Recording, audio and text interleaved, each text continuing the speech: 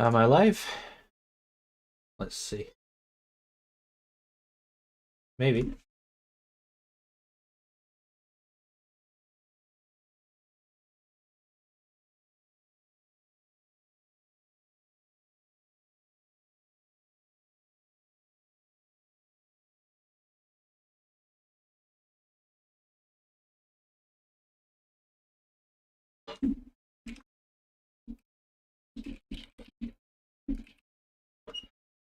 Okay. Uh, Microphone hopefully is working. Let's find out. It's working? Yep. Lovely. Great. Right, ladies and gentlemen, welcome back to another episode of Toplane Coaching. I hope you all had a very nice Christmas and a happy New Year. I did. I'm not sick anymore, so yeah, that's great. Gonna call the client in a second, but as usual, if you do like the style of coaching you see in these videos, please do take a look down in the description. You'll see a link to my Fiverr page where you can order coaching, and you'll see the different packages that are available. You've got your basic package, which is just a VOD review. You've got your standard package, which is what you're going to see in these videos. And then you've got your premium package, which is going to give you a bundle of 4 standard sessions for the price of 3. So you get a nice little extra one for buying in bulk there.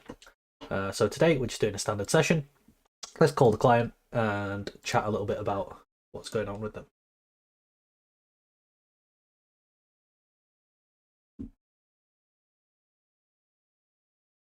Hello?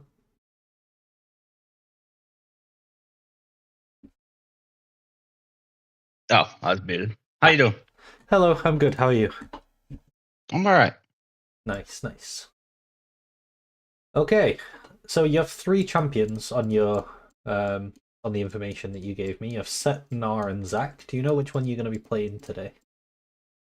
Probably depends on the game, but Okay, cool. Set and Nar are my main champions, so that I kind of cycle out a third one, depending on how I'm feeling.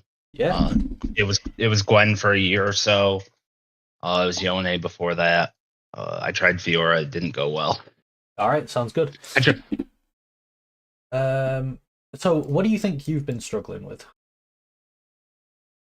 I think just I think the biggest thing is what I don't see, right? Like I can review my games and see just straight up mistakes, right? But Yeah. opportunities that I don't even notice, you know, Yes. Okay. or and stuff like that, I think are the big stuff.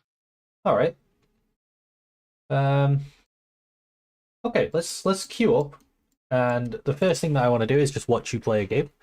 That helps me sort of identify where you're at and see what you know, what you don't know, what you can and can't do, and I'll be watching and mostly just asking questions, Okay. so that I can like assess your understanding, and then while I'm doing that, I'll be making notes in the background of like a list of what I think are the most valuable things for you to improve on or Okay. learn. Cool.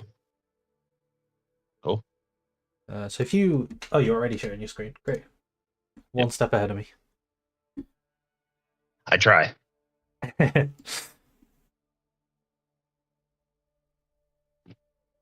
But yeah, I started playing on a competitive team recently, and I'm not as good as I was. Like, so I mean some of it's just I don't know. This season seems kind of difficult, Yeah. but I'm floating between Plat 1 and Emerald when before I was mid Emerald pretty comfortably. Okay. What made you start playing the champions you play, and what do you like about them? I was a Nar one trick for when he first came out, and he was just a ton of fun. Okay. I think when Frozen Mallet got removed is when he was a little less fun, but I just Yeah. loved being just the annoying kite you to death guy. And the big alts are a lot of fun. Same with Set, really the big alt, the big Okay. W's, the fun abilities. You ever play Cannon? I did actually back when I was a mid laner, like season 3, season 4 or something. I find maybe that season like every 5. time I see someone who plays Gnar, they also play Kennen. It's almost like they're Yeah, kind of like Yasuo Yone sort of. yeah. No, I haven't played him in a long time, but I did think about it for competitive. I thought it might be a nice thing to bring back. I think it's nice that they're kind of similar, and then one is physical damage and one is magic, so it kind of Mhm, helps in like yeah. champ select. Mhm. Yeah, I think you're right. I think he would be a good fit for me. So what do you ban when you played Gnar? Ilawi. I ban Ilawi every game. Okay. Fuck that champ. I really I don't know what it is. It's Ilawi and Kled are like my just mental boom. I just can't figure out how to play against them. I mean, But Ilawi's like Kled's less common. Ilawi's a really weird champ. Hmm. I think you have Yeah, to and I had a play friend that against played. Ilawi a lot to be good at playing against Yeah. Ilawi because it's just so like Ilawi specific. Hmm. And I had a friend that was playing Ilawi, so I tried to do a bunch of 1v1s, but he's like silver. So it just didn't work. I just beat him, and I didn't feel like I learned anything. I just beat him Yeah. because he didn't know how to lane properly.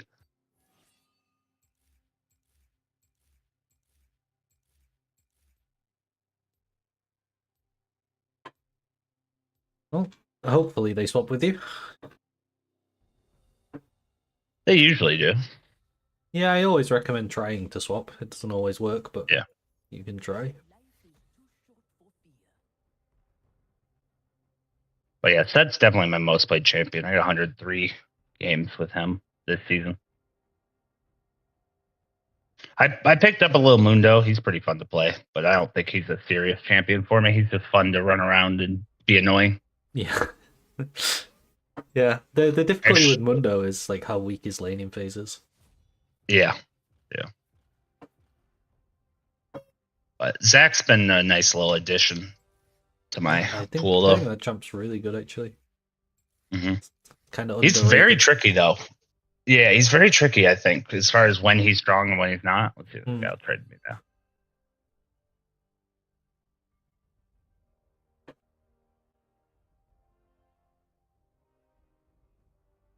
Oh, okay. That support will trade me. Let's start. Damn junglers. My favorite's when they trade and they're a one trick, and it's like, really, dude? Yeah, they're gonna look the same champion anyway. I mean, it depends Mm-hmm. what role they are. Like, if my mid laner is like a Kiana one trick and he doesn't want to swap, it's like, yeah, fair enough. There's some like if you pick that and then the enemy picks Oriana, you're just gonna hate your life. So, I guess. We'll try one more time since he knows the enemy jungler, but looks like it's a no go. Oh, he did trade. Nice. Cool. And you get last pick. That's huge. Yep. I got my set runes right now. I don't like set into a Nivea. Yeah, that is think, a pretty awkward champ to play set into.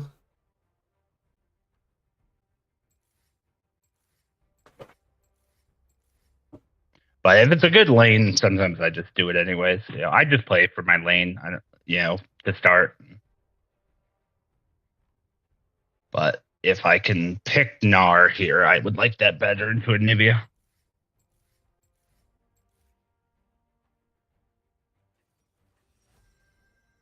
Um, Nidalee I top? guess it has to be Nidalee top, yeah. Interesting. I don't actually know what's good against that. I don't think Zach.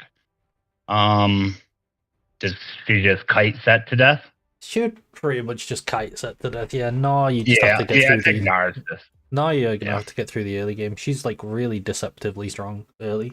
Should I do fleet then for the health? Or do you think grasp is fine? I would probably do fleet over grasp because you're not really going to get that many grasp autos off on her. Second wind is great. Doran's shield is going to be great. Okay, do you know how to play against these? Like, let's say you're playing a melee top, right, and you're against Jace or Nidalee or Kennen, Teemo. Do you know how to play the level 1? There's kind of a knowledge check in top lane in matchups like this. I think I let them get the push, right? Is that what you're asking? Or You don't really have much I don't choice. Like contest. they're just Yeah, going yeah, to I get just the don't push. contest. I try to get a few autos in to build some mega Yeah. for a So the potential goal is dive, to but I the think goal while they're pushing. Do you know what your goal is while the enemy's pushing into you? just keep your health. That's one, and there's another one. There's two things that you like. Don't drop any XP. Yes, exactly. You want to get all the XP, and you want to keep your health as high as possible. So there's There's no TP, so I think if I yeah. can get 6 and all in her, kill her, I can really shut her down. So there's something Nidalee Hail can of do Blades, Viego. because she wins so hard. Level 1. There's something she can do. Level 1 Did she do the Did to she do the Darius thing? yeah, exactly. She's trying to stop you not losing health and getting all the XP. So do you know the way to counter it? I'm not gonna make you play without doing it. I will actually tell you how to do it. I just want to know whether I mean, you I know. just try to check the bush so I can know if she's there. But no, what do you? So what you do is you walk into lane in the middle of your minion wave, and then if she comes out of the bush and auto attacks you, you ward the bush. I'll go over in the replay, like when we VOD review, I'll go over why this is the right thing to do and how it helps you. But it's just something that like you either know how to do it or you don't, and your lane will be a lot easier if you do know how to do it. We also know she started W because she's missing mana, so she's placing traps around the place. So yeah, walk in like right in the middle of your minion wave, so between your melees and your casters, and then if she auto attacks you, you ward the bush. Otherwise, you can just there you go. And now you don't hit the creeps. Oh, It's okay, that's fine. So because yeah, it this is is going to push to her, really but good for you. she's yeah. Can I walk up and let Yeah, her yeah, yeah. hit me so she Yeah, gets more aggro? that's fine All right. because now because you have the ward in the bush, the minions follow her into the bush when she does that. You see how much minion damage she's taking doing this? Like these trades are You just not good for her. She's so used to you can tell yeah. she's used to those being good trades because she can just drop aggro in the bush, but doesn't work when you know the tech. And you're fine to let her push this wave into you. Did you get that XP? I think you might have lost one there. I think I might That's have lost it. not the end of the world.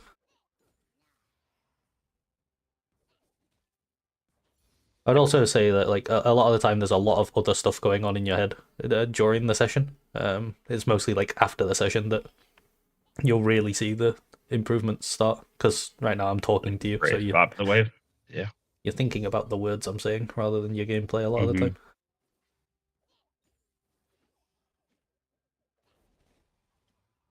Can I Nice, go good. for level 3 and jump on her? You can. I would. What do you have to worry about when you do this? That's a good trade. Just I mean, if you die, you get fucked by the minions. Oh, I don't get my rock there. It's unfortunate. Please.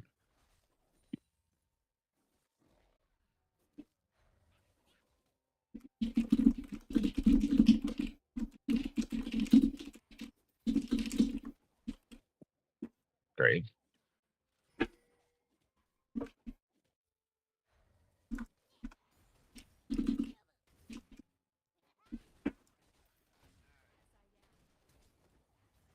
Oh, so Oh, close.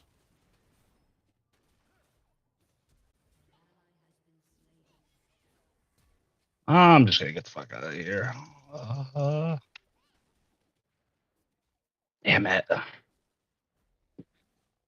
Oh, if I didn't miss that boomerang.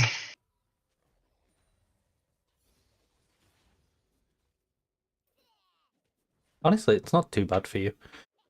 I mean, it's kind of bad for Graves, but for Yeah, you, tilts my it's fine. jungler. Yeah, yeah. But I had two passive stacks, and I jumped weirdly into the minion wave. But we just hold this, right? I like what you're doing here. I want to ask you why you're doing what you're doing, but I think what you're doing is correct. Just to deny XP.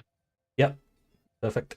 And she doesn't have TP, so she's just gonna lose probably this whole wave. Just don't miss Kevin. Perfect. Do I just let it crash into me here though, then TP back, get a sheen or something, try to play aggro, or do I just build more Um, defensive and play it safe? but you know what? I don't. I've never actually played this matchup. I would normally on Gnar just go T2 tier 2 boots first. Yeah, But a that's lot of the typically what I do. time, But there's some matchups I build Fiend first and just try to all in them. what can you do here to gain an advantage in the position you're in? Solo kills would be good. Just like a small advantage that always works. You don't have to kill her. You don't have to. Just put yourself in a really good position.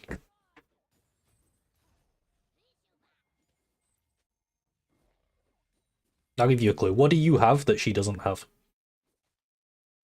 TP. Yes. So how can we use that to create an advantage right now? Trade here at 6, and then I can always reset. Yeah, I would look to trade and then reset after. Nice.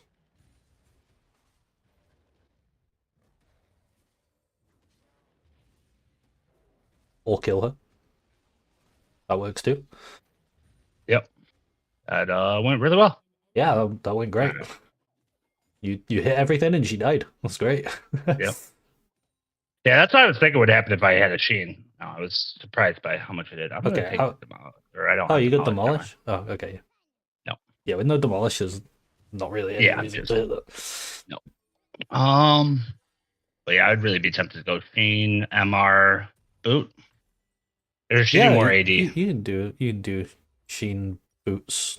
You can even do like Sheen boots longsword or Sheen Yeah, I boots think ruby crystal. I like Or the move speed. Yeah, this will work. what is she doing there? I don't want a TP there, do I? I mean, she's still losing waves. It's pushing towards me. I want to hold my Yeah. TP. That's one thing I do a lot of is waste my TP trying to help a teammate out of a weird situation that I don't need to do. I'm trying to be more conscious of. All right. Do I contest this at all? Nah. I don't Okay. think so.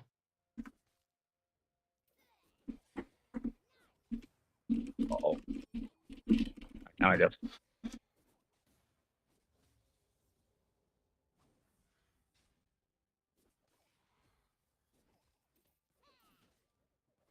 Ah.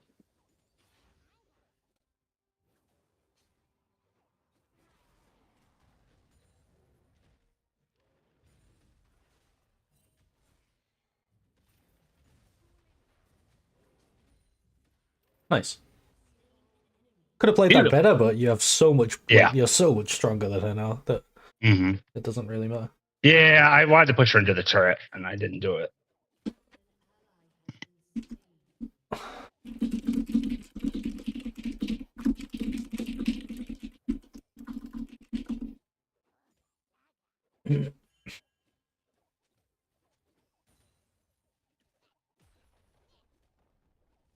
I want to stay for second place so I can get a stage.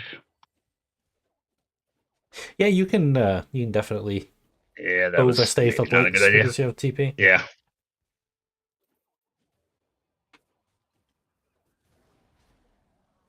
If it's TP versus TP, I would pretty much never stay extra time for plates. Okay, I mean she's kind of running it now. I'm not gonna lie. Yeah. That's Yeah, it's crazy. always these picks. They they play to hard stomp you if you don't die. All right, I just get out now because now I keep my TP. But now it feels like I haven't used my TP advantage. It's 9 minutes. I haven't used it yet. But Yeah, it's okay. uh, 9 minutes. I would probably TP to lane here. yeah. Yeah. Do you know why? No, I don't. Okay. What? I mean, press tab for me again. If I, yeah. At this point, I would be looking to just get Shove the and rest kill her of and those plates. plates. Yeah. Yeah. So what you can do by Uh, TP into lane, if you don't TP to lane, there's a chance she can crash this wave. Like while you're walking to lane. If you TP, you can just guaranteed hold it. And then you force her to run like maybe I thinned it a little too much. Would you ever fight her on this wave? Sure. Yeah, I don't mind. Okay. I would not. I would deliberately let her farm this wave. Really? Even though you're so much stronger. Like, and maybe even this one too. But yeah, it's a cannon wave, so I'd probably pressure a bit harder. But the main thing is this wave is going to come to you. And like where it was is playable, and if you trade, the minions are gonna aggro you and your spells are AoE, and if you don't kill her, then you might end up breaking the wave so that it goes back into her. This next wave now, the way this is gonna be, this is unplayable for her. Like she just can't play the game. Yeah. So just by like I know she's not in lane and they FF'd. Wow. That's wild. I mean, and she AFK'd. She actually AFK'd. That's great. Unfortunately, we don't get any mid game in that game, so we'll just go again. But we can cover some stuff. Let me log in and I can review it. What is my NA login? What's my CF 6.8? Not great when I'm winning lane. But that's kind of my average. Should I stop sharing my screen? Are you going to You can do. I'm going to share mine in a sec, yeah.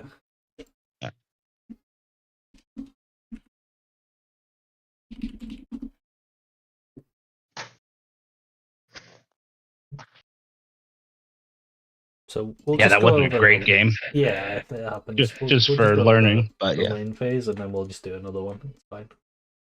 Sounds good. We'll just keep going. Yeah, I feel like my laning phase is usually pretty good, but I know there's a lot of probably little things to, there's a small advantage snowballs so hard that, and definitely in top lane that, It does, yeah. And there's also a lot of ways you can throw away an advantage, which we definitely want to avoid doing. Is it ever going to log me in? Which is one of my things I do a lot of is I throw away my advantage. I'll be like 4-0 and I'll take a dumb fight and I'll die. Doesn't seem to want to log me in. Definitely on set. Yeah, sometimes it's just a little finicky. But definitely on set, I'll be just side laning. I'll like die for a tier 2, but I'll give a 700 gold cut down. And like, come on, man. What is happening with this League of Legends client?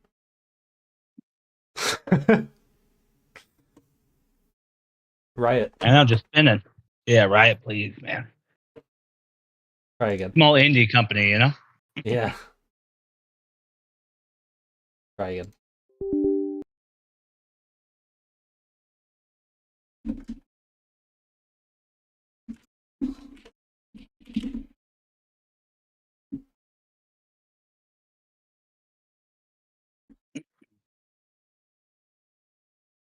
Fingers crossed.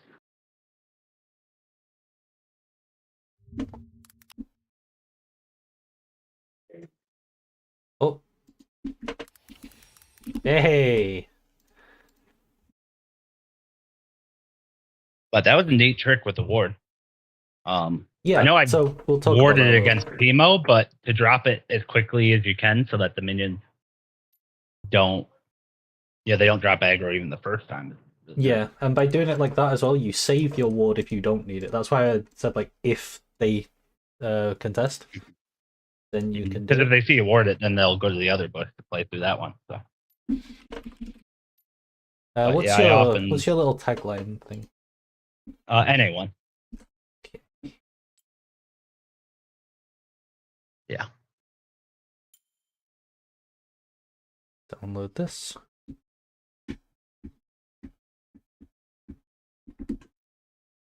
Yeah, I find that there's quite a lot of like knowledge checks in top lane. It's little things like that where she would play that game exactly the same way at level 1 and get really good trades on you if you just didn't drop that ward.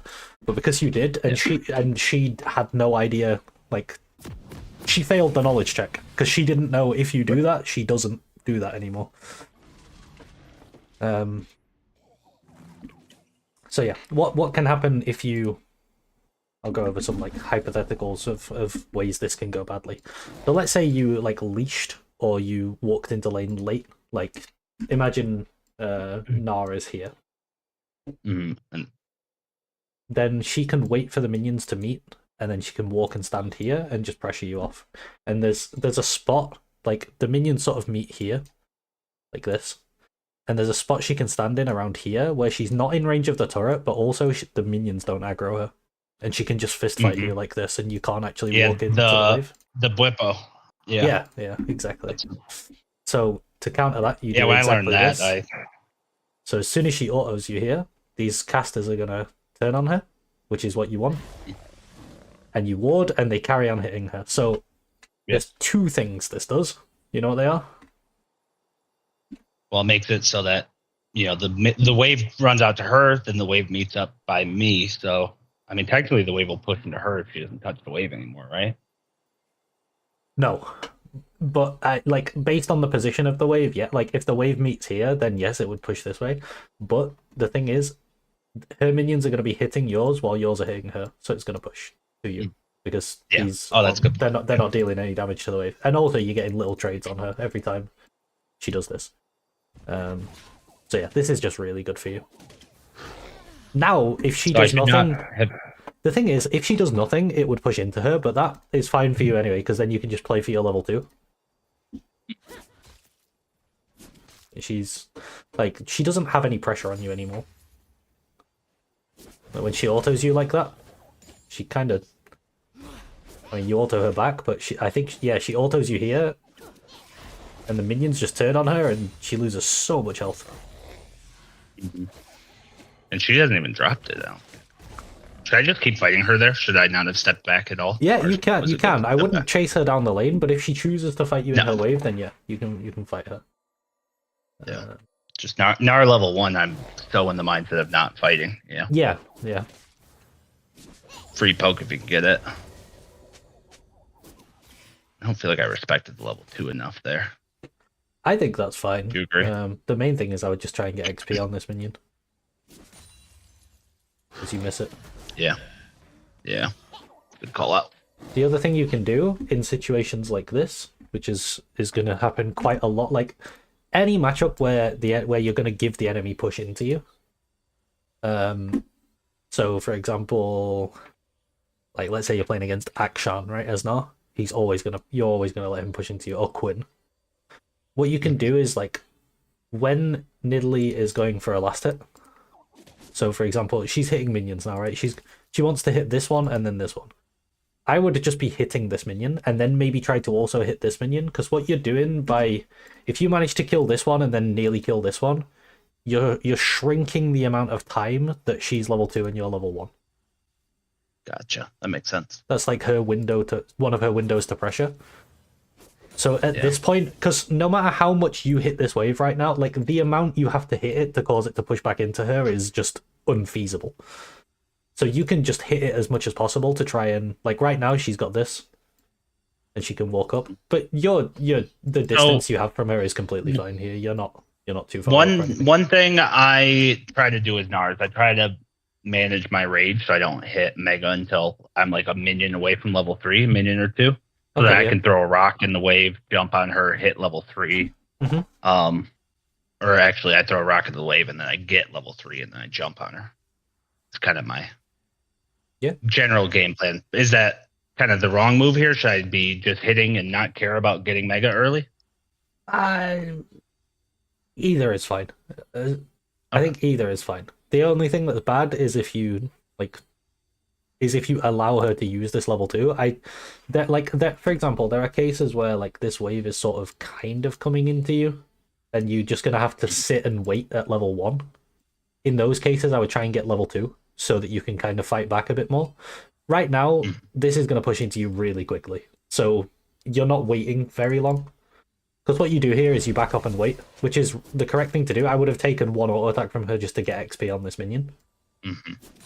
Because the correct thing for her to do is auto attack you if you walk up for the XP, but the XP is really important, and like you have second wind D shield, you'd be fine.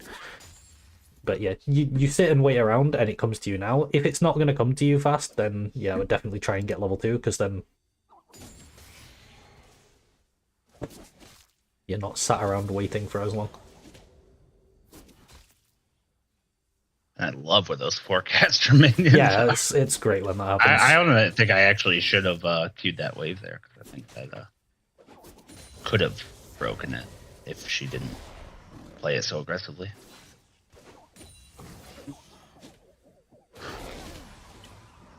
Okay, so a lot of the time when you give push level 1, this is either going to happen on the second wave or the third wave. Here it happens on the third wave.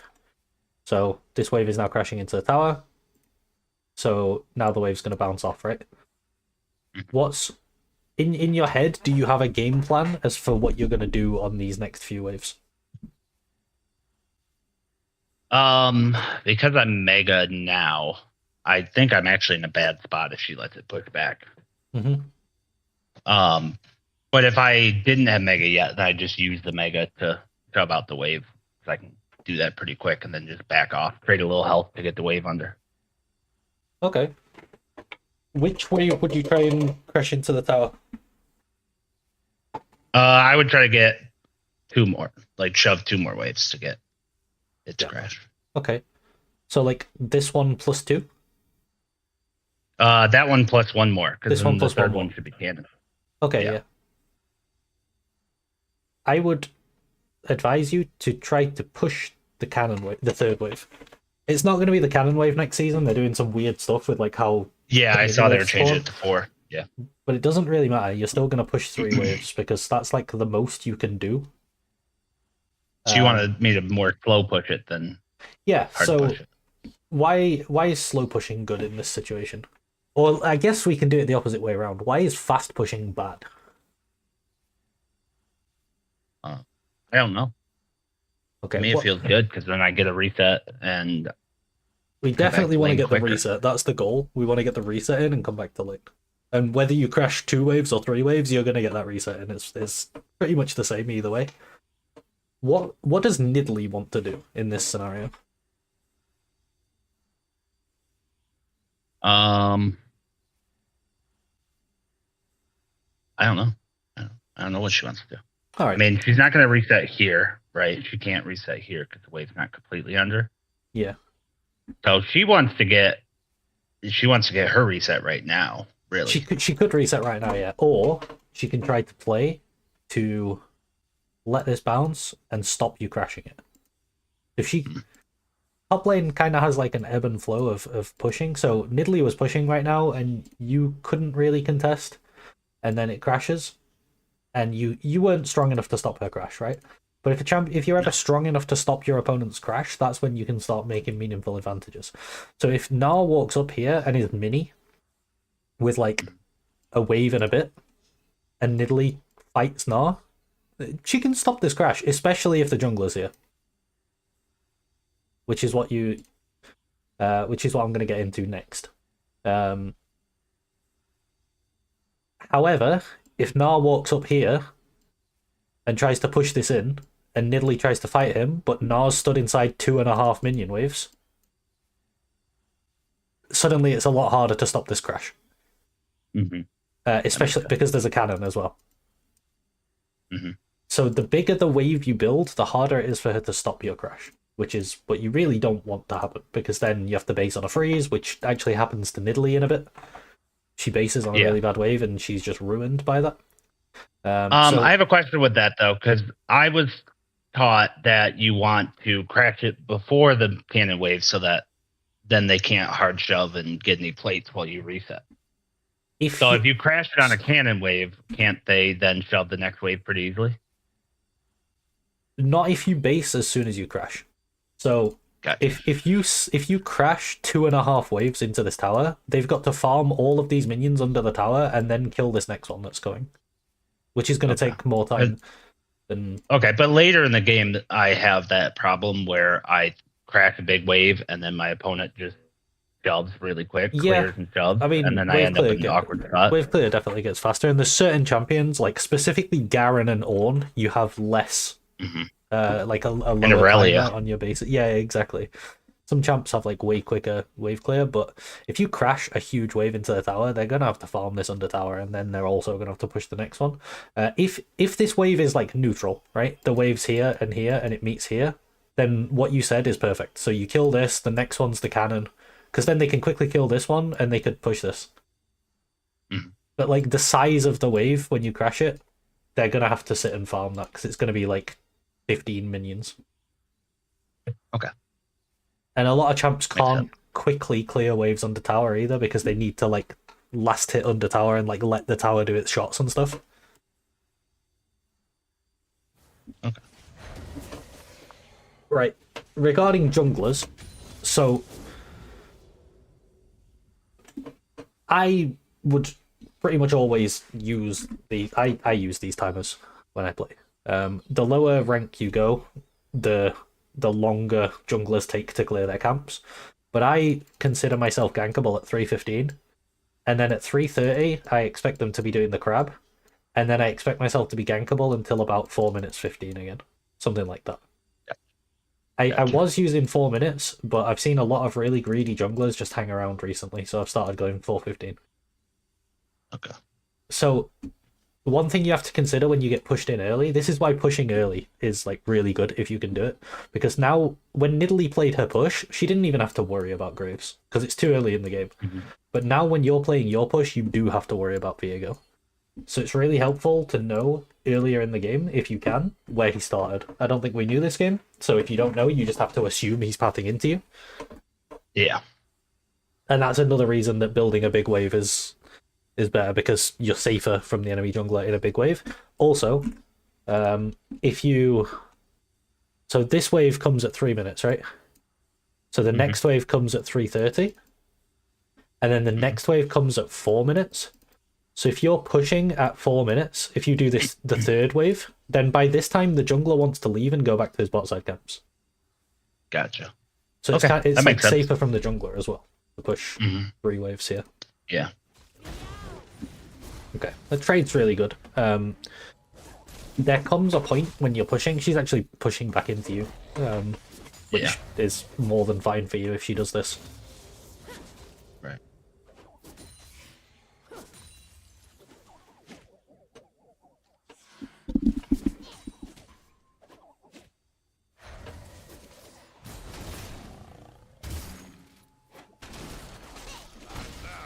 Yeah, I didn't like how I jumped there.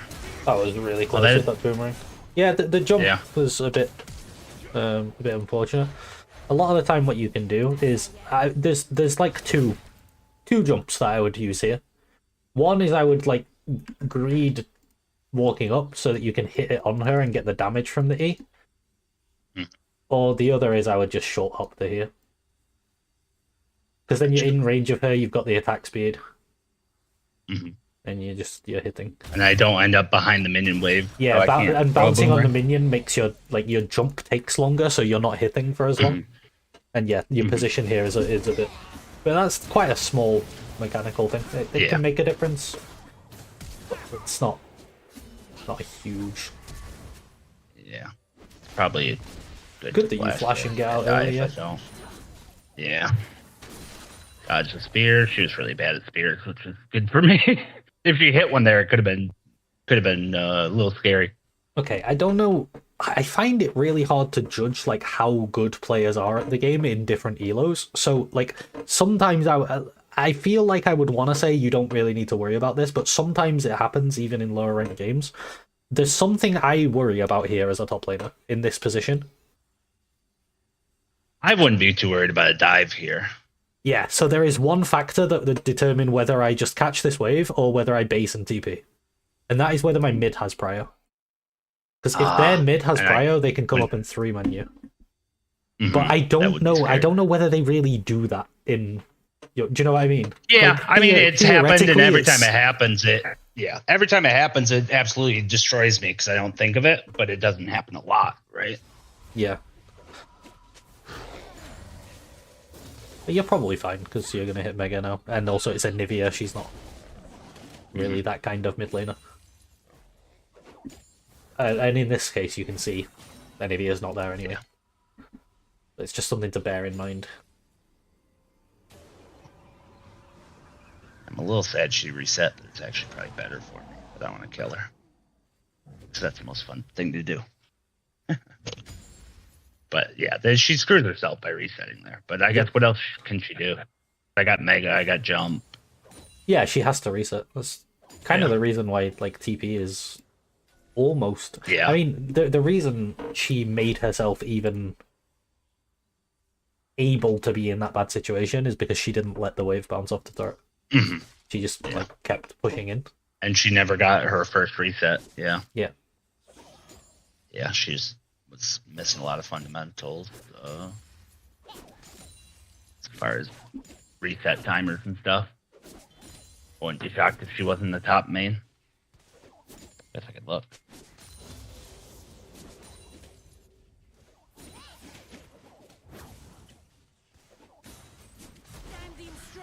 Okay.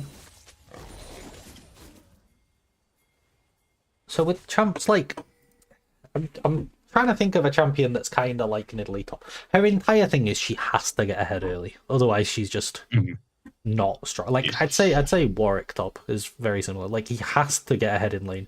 If they just keep pushing waves into you and letting you farm, you're winning.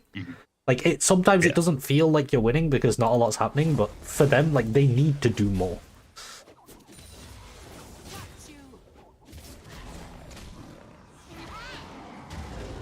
This is just a huge trade. Only thing I would change here is I would ult her backwards, but you were going for the wall. Yeah, I was way too far from the wall, but I learned. Right. You can tell I learned my lesson from the few times I ulted someone into a bush and then couldn't see them anymore. So I warded it as I put her in.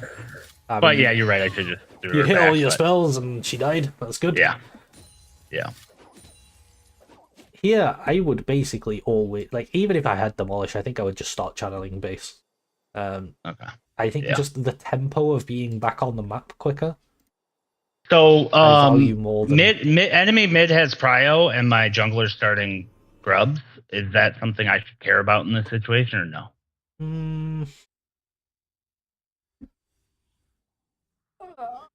I would say the correct thing for you to do here, what I would do, is even if your jungler wasn't doing this, I would just recall in this bush. But as it happens, he is, and then if you need to walk down here, you can. Otherwise, you can just base. The good thing is you have TP. So if this grubs play happens, you can just TP back. If you don't have TP... Yeah, I don't even use TP. Like, if you're in this position and you don't have TP, I would just base. Like, regardless of what goes on here, I would just base. Because you need to come, like, get your health back and come back to lane. Because if you go play these grubs and you don't have TP, and she pushes into you, then you have to base, and then you lose the wave to the tower, and then you're kind of screwed. But because you have TP, you have options. So I would say just do the thing that gives you the most options, which is basing in this bush. And you also get to kill her pink ward. I don't know why she has a pink ward in the bush. Where did that come I from? never even noticed that in her inventory. Was it Viego's? That'd be weird too. Does it say who it belongs to? I don't think it does. Yeah, weird. Not that big of a deal, but yeah. Okay. Then Nidalee goes there while her wave's getting pushed out for no reason. Alright. At this point in the game, you said, do I contest this? So, what do you think like the thought process is to decide whether you contest this? What are the factors that you want to think of? If I can kill her in the wave, right? Definitely if you can kill her.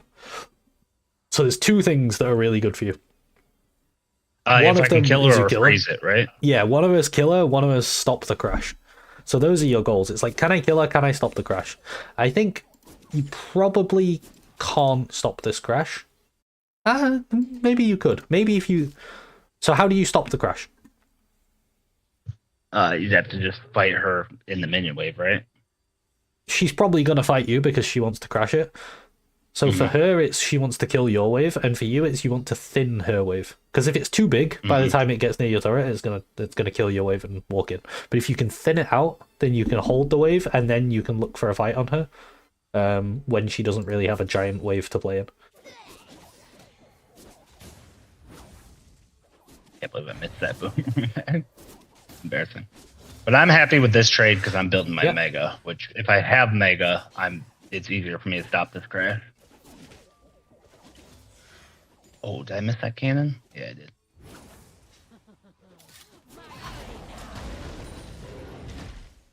Yeah, I should have threw her into the wall there. Probably, yeah. But I don't think that ult's bad at all. Like that gives you the longest distance to run her down the lane, and you just destroy her. Yeah. Okay. I wrote more notes here. So you kill her, and you've got this wave that's going to crash into the turret, and you walk up and take the plate. But I saw you miss a step here. So the step is times like this is where you now consider where is the jungler. So I don't think I even considered it at all. Yeah, off the top of my head, at this point in the game, I would expect him. Wait, let me. Before he would be top, and then he would be top. I would probably expect him to have recalled and gone bot, and be clearing towards top. Yeah, we don't see him. Yeah. So how I work this out is from the start. For some reason, he recalled and did Raptors and then ran straight bot. So that's kind of we saw at the start, right? We expect him to recall about 4:15 or like let's say 4:30. And I do it in kind of 1 minute 30 blocks. So here, I'm not expecting him top at 4:30 because he cleared into top, and then let's say he recalls at 4:30, or like he's back into his bot side at 4:30, right? Then I'm expecting him top again at like 6, and then I'm expecting him top again at like 7:30, and this has been and gone, you know. So I'm like expecting him to have based and got into his bot side, but often the lower rank you are, like the higher rank you are, the junglers are more efficient at doing their camps on spawn. This Viego has all of his camps up for some reason. Yeah, and he did Raptors and then ran straight bot. It's a lot harder to track the jungler when they're doing weirder stuff. But so here I would. But if I've got jump and flash, I honestly don't care. I don't think he's strong enough to kill me. He's 1-0. I mean, he does have a Dirk. I would probably just start basing in this bush, and then what happens here is you actually see him. He walks onto vision. And then here, as soon as you see this, now you're good to go. But it's just like you just want to think about. Yeah. Whether you do it, and that's my map awareness. Not great. The other thing to consider is not just where's the jungler. It's does the enemy top have TP? Because now if he TPs, he can put you in a kind of awkward position where he can TP and kill this wave, and then you have to base. But then he's killed your wave, so you have to use your own TP, and you just lose your TP when you could have like not lost it. What you do is fine. It's just it didn't look like you considered the Viego, but this is the time. I did not. Not one bit. And my flash wasn't up. If my flash was up, I would just not care. I'd go take the plates anyways. But honestly, I don't do enough damage to the turret to go for that second plate. So yeah. Okay. I actually kind of forgot that TP unleashes at 10 minutes now. I played so many games in the season where TP... You cut out a minute. Oh, is it working now? Yeah, you're good now. I can hear you now. Okay, yeah. So I played so many games in the split where TP unleashed at 14 minutes before they buffed it to 10 minutes. That like in my head, sometimes I still think it's 14 minutes, but it's actually 10 minutes now. So the reason I said that you should base TP at 9 minutes is that then you'd have your 14-minute unleashed one. Like you're kind of using it so that it comes back up in time for that. And because that unleashed one lets you make cross-map plays. Whereas this one is kind of just for lane. So at that point, I was thinking like, okay, if I'm going to TP, I'm going to TP while it's not unleashed and get it back for when it is unleashed. So it's probably actually like 6 or 7 minutes is where you would do that now, rather than... It always used to be like 9-10 minutes, but now it's going to be 6-7 minutes.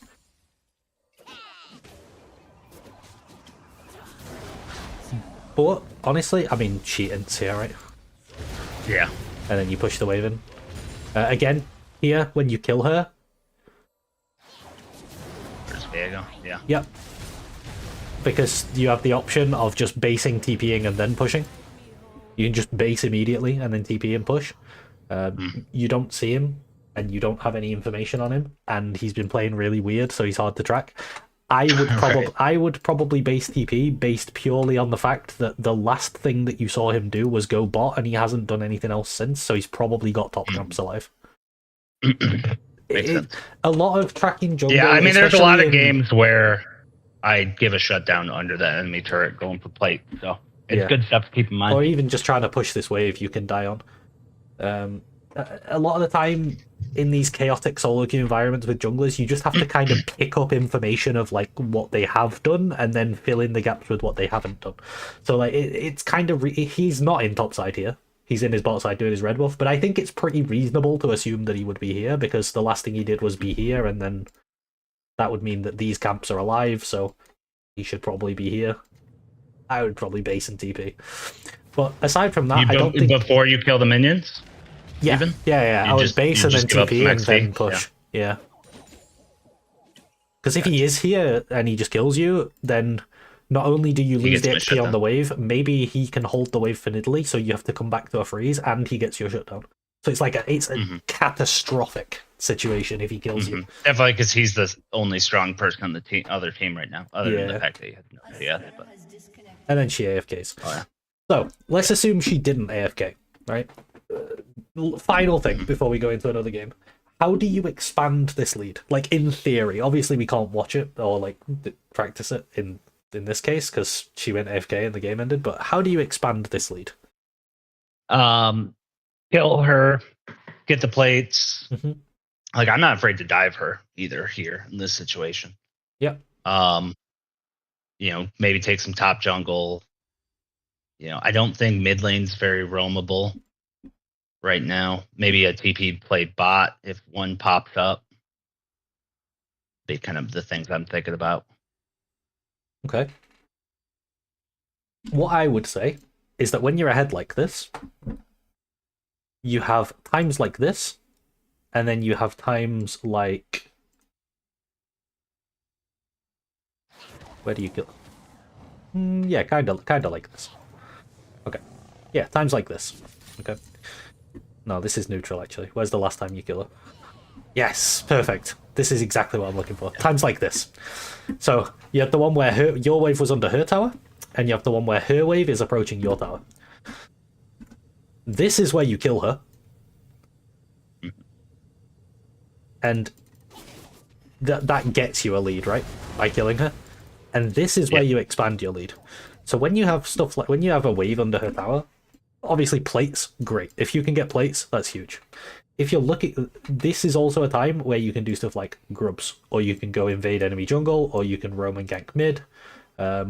Something that's really cheeky that I like doing, let's say you killed her, she's dead, right?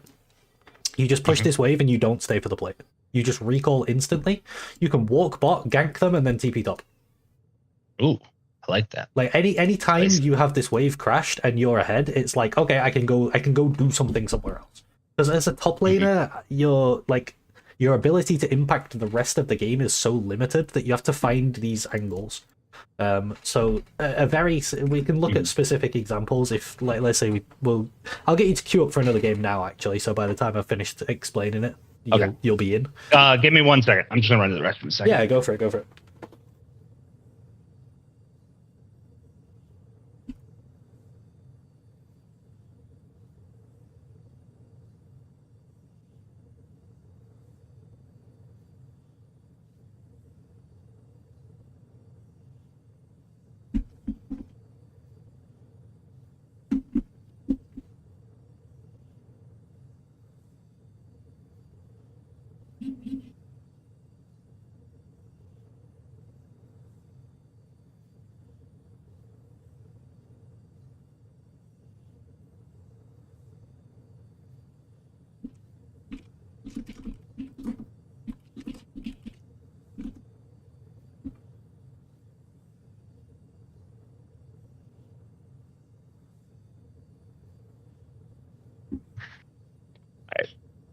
Check you up. Yeah, go for it. So yeah, hopefully next game we can find like examples of these timings and then look at the map and look at things we could have done. So like Nar, someone who's not as good at getting plates as someone like Set. Yeah. And not as good at diving, I would say. I mean, a little bit he can, because you can poke him down under turret and then dive him. But do you think the roaming bot and TP play back to top play is better on one champion or the other? I mean, it's better the better your champion is at For example, a champ that's really, really good at it is Camille. Mhm. And that's just because of her, like, she's very good at ganking people. You E on them, you ult on them, and a lot of the time it sets up a kill. Or like a champion like Ornn can be pretty good at it, whereas a champion like I don't think I mean, like, Cassante is particularly good at it. Like Cassante kind of struggles to get on people and gank them. I feel like Nar would have a little trouble too because I Yeah, wouldn't have any mega. yeah, Nar's not the best at But it I either. really like it for Zach. I think Oh, I'm gonna it's definitely be so looking to good make on that type Zach. of play on Yeah, Zach. really good. Yeah. Or like you don't even have to do stuff as crazy as that. You can on Zach, you can just walk towards mid and just pressure. Yeah. Yeah. Yeah. Okay. Yeah, as low as they are, actually, that might have been possible. But I find that Nivea's a one I just don't roam to mid ever.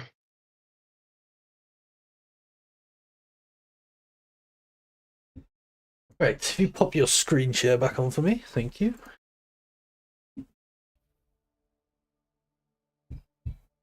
See what champion we end up with in this next game. Hope it's a set game, this one.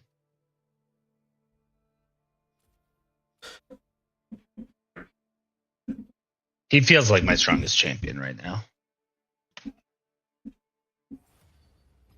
I think the main thing that is difficult in top is, like I said, is finding opportunities to actually affect the rest of the game. And it's about creating that balance between like the right timings to do stuff and the right timings to be in lane. You don't want to miss XP in lane, you don't want to miss gold in lane, you don't want to make life easy for your opponent laner either. You don't want to just give them a free lane while you're roaming around. So it's about like that's hitting the correct timing. definitely the hardest part. Yeah. Because I know a lot of times I'll be ahead. I'll be looking to help my team with grubs, or even then, let's say we kill them, we get grubs, but my opponent jumped and got a plate during it. I'm like, dang it, they should not have been allowed to get a plate because they were so much weaker, right? Yeah. And not only do they get a plate, they then have crashed a wave, which means the next few waves they can just allow them to come back, and they're getting like extra time where they can just lane for free. Like if the wave's pushing towards you, you can basically lane for free. You can just wait, and then the wave will come to you, and then you farm it onto tower.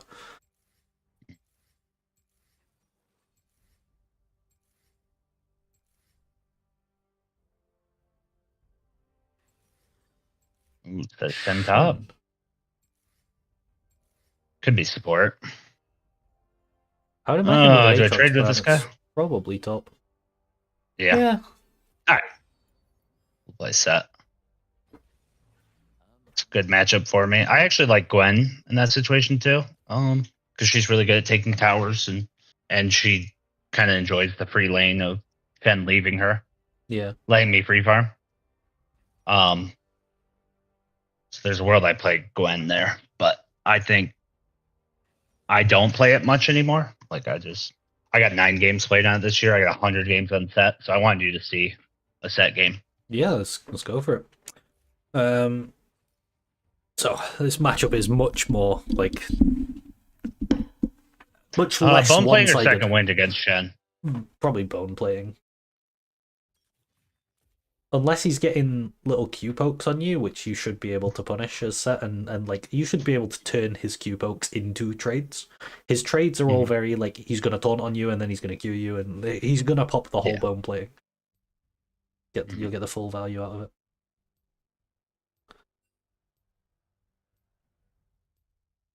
Oh yeah, team's already in a good mood.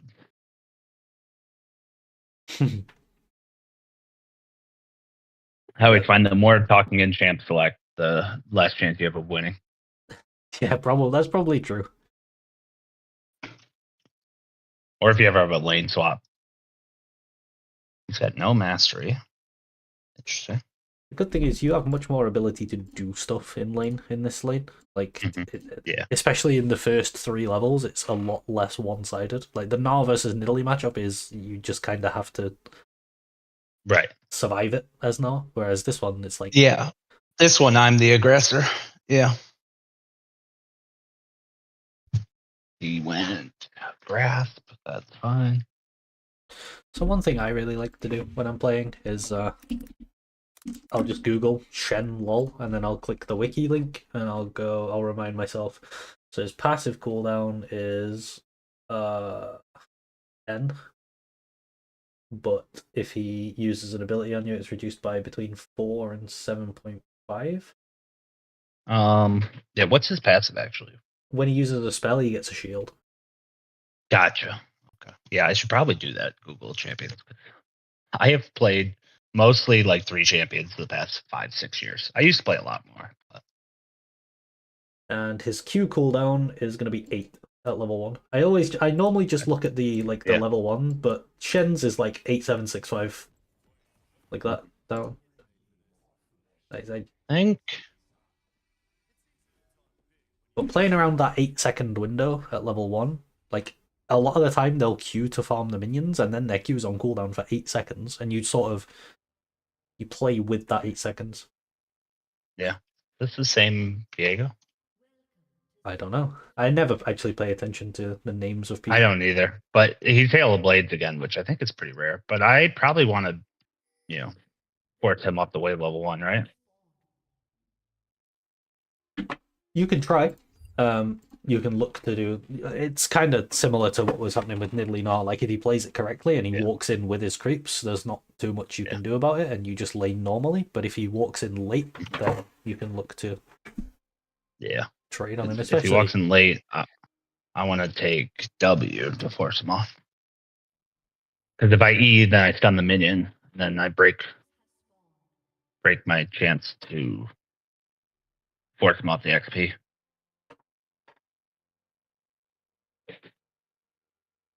Yeah. So if you're looking, oh, he's actually walking in now. Oh, you can go on this guy. What is he doing?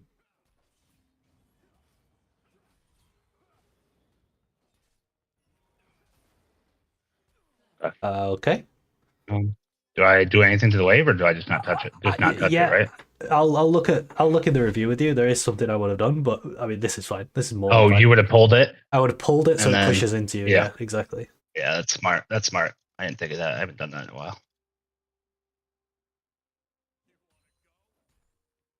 Yeah. I mean, this is still great. Yeah, it's still great. I don't know what he was doing. I don't know why he can TP as well. Yeah, I mean, why are people doing the dumbest shit against me? Yeah, it's crazy. Still, we got a lead. Yeah, you don't get a walk up here.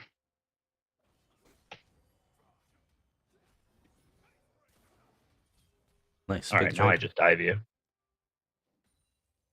Okay, let's see it. Our set's really good at these dives on third wave crash. Yeah. Okay, yeah. The more you can push him away, okay, if you get a huge trade like that, it becomes even easier. Nice. Oh, okay, that was... Minions get him now. That was really nice.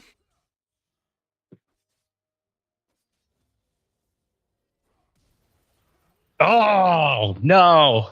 That was well played by him. I think I just go double longsword. I'm going stride. Okay, your Nocturne didn't punish that at all either? No, that's just too bad. I mean, I don't TP here though, or do I? I don't think so. Nah, not anymore. I think you could have instantly TP'd, but now... Yeah. He's gonna have to TP anyway, because you're never gonna allow, you never allow him. Oh, he already TP'd. Did he not walk back? He was so slow to lane. I mean, regardless, I'm pretty sure he teleported. You remember where it was like, yeah, you let this wave come in so that the next wave is harder for him. Oh no, he did walk back because he did take so long. Yeah. Yeah, that's TV. Okay, you're right. You're right. That's why you're the coach. And I am but the learner.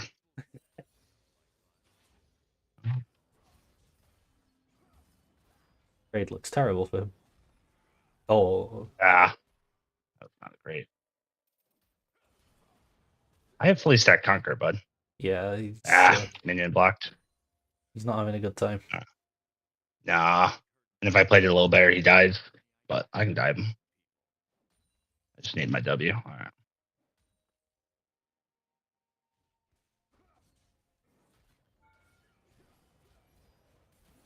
Yeah, That's that's bad do too. you live? Oh, you live Oh, as well. I would just base instantly here. yeah. Okay, I would that's probably expect right. Viego to be coming top shortly Yeah, and again. it's not 5 minutes yet, so I can't get any plates. I'm gonna drop a ward there. Yeah, he's got his camp right there. So Yeah. when I see that camp, So yeah, we just it's do again, mage. it's that like trying to figure out where he's going to be based on what he has done. So he did his top camps and then he ganked top and then he recalled and Mm-hmm. went bot. So we know he just did his bot side. So the only place he could really be is top again because his bot Yeah, camps are that's a dead. pretty good war. This gun's game is over. I just kill him, and do I freeze it or do I kill him and then push for plate? So in this scenario, what you look to try to do is thin out the wave so that it will stay frozen essentially, but not crash, which forces him to fight you on your side of the lane. Because Yeah, what he wants to do here is crash this wave, and then the next couple will come back to him, and he can farm them. yeah. I So, don't really need a ward there so because on this wave, I know he's what coming. I normally do on this wave is just kill the melees, and then again, like when these melees arrive, I kill the melees, leave the ranged. If you're strong enough to walk up into his wave like this, so that you can kill his melee creeps, then it's really hard for him to actually crash the wave. I do not want to walk towards that bush though.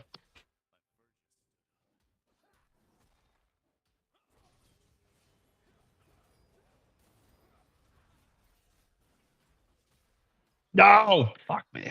This is bad. Oh, Can you live it? Nah, it's not the end of the yeah, world. You have TP. yeah. No, I know, but I should have killed him and gotten 6, or I should have W'd the wave to get 6. I don't know. I got That's a a good lot of shout, actually. options. I didn't even think of W in the wave to get 6, but that's a good idea. Yeah, I only lose 1 minion. Maybe this cannon. Fuck, Ah, this cannon. Man, I should be winning so much harder right now.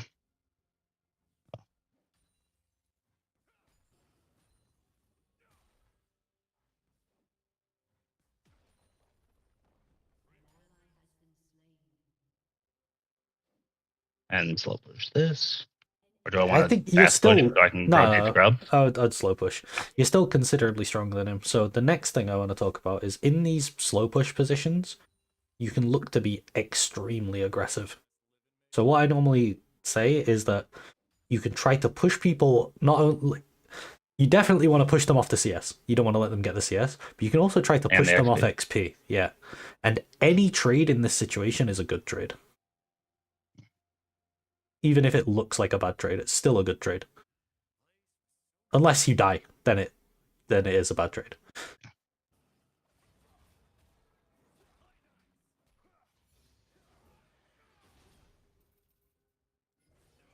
Nice. So Maybe I why is should that have trade so held good my for off. you? Because is diveable. Yeah, I mean, as set specifically, you can dive people a lot of the time. That's true. Yeah. Even if you're not a champ that can dive, if he's in this position, you can base, come back with items and full HP. I mean, you're full HP anyway, I, right? But a lot of the time you might not yeah. be, and then you can stop his crash and then kill him.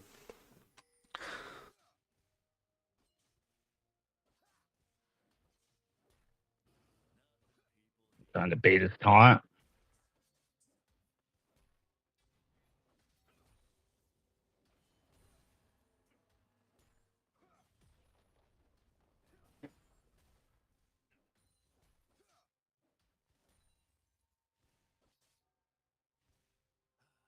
Trying to get him to taunt me here, but he won't. Yeah, I mean, the correct thing for him to do is what he's doing. He just ignores you and farms. Yeah. Could I be doing something else here? That's Once you what help. decided to stay, the only thing I would have done differently is just proxy to that second wave deeper and then reset. Gotcha. Now your reset timer is kind of gone because you're in this It's position now. yeah.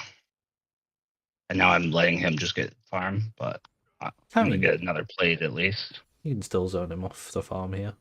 Oh, he's Oh, TPing. I'm not I gonna would just let that encapsulate. happen. Yeah, he's got no TP. Yeah.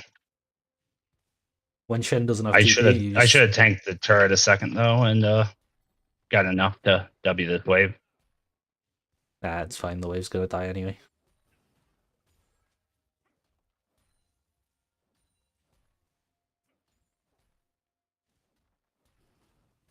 Did I reset here? Oh no, you don't get to walk up.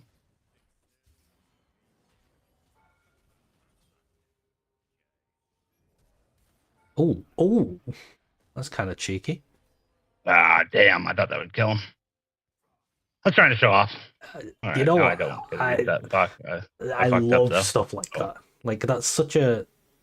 Oh, oh fuck! And I die. I die from that. I should just die already, but nice. cool. All right. We'll take it. So the We'll thing take is, it. that But play is not correct, but I love it because doing stuff like that, when you once you start always doing the correct play, the amount of like comfort and understanding and like knowledge of your limits that you will have by doing stuff like that is really good. So what I would say about that is that it's not correct, but still do it. yeah, And do it knowing it's not yeah, do it it knowing was it's fun not the though. consistent correct play, but it's something that like Yeah, practicing it is really good. yeah, It's just really yeah. I good basically practice. my micro being a little better there. The only thing that kept me from absolutely fucking my game.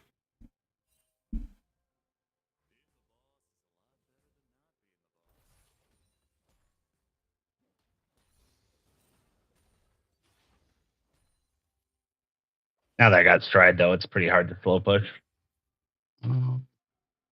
Okay, so we're getting towards the end of laning phase now. Mm-hmm. At the end of lane phase, what is your goal as a top laner? To have the turret, maybe the tier 2, and then start pushing Definitely, bot to take that turret. definitely the T1.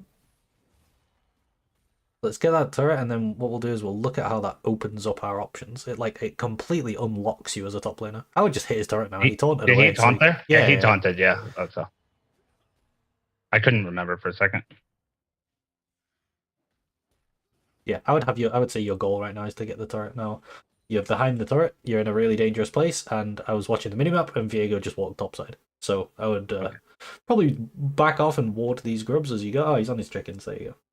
So it's when you're doing stuff like this, you're not really interacting with the enemy top. Like you don't need to be looking at your character, so you can really think about like where the jungler is in these positions.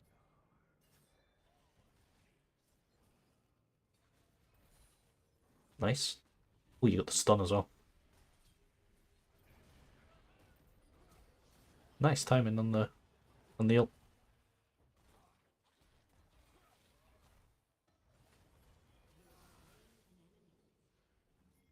And I go push top. Yeah.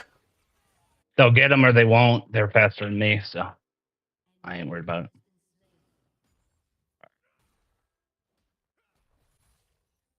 Beautiful. I'm not gonna be able to tank this, so I should have tanked it for a second.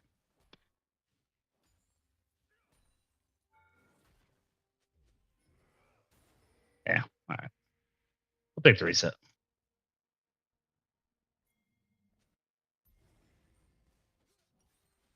Armor boots for sure. And hull breakers, typically what I would go here. He has no wards. That's unfortunate. We'll just TP to that. Nice. I like that TP.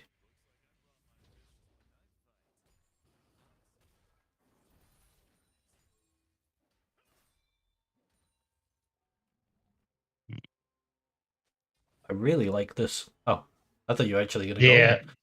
I really like Nah, going on that's him there. missing. Yeah, I didn't hate it, but I just don't trust my team. Oh, Okay. God.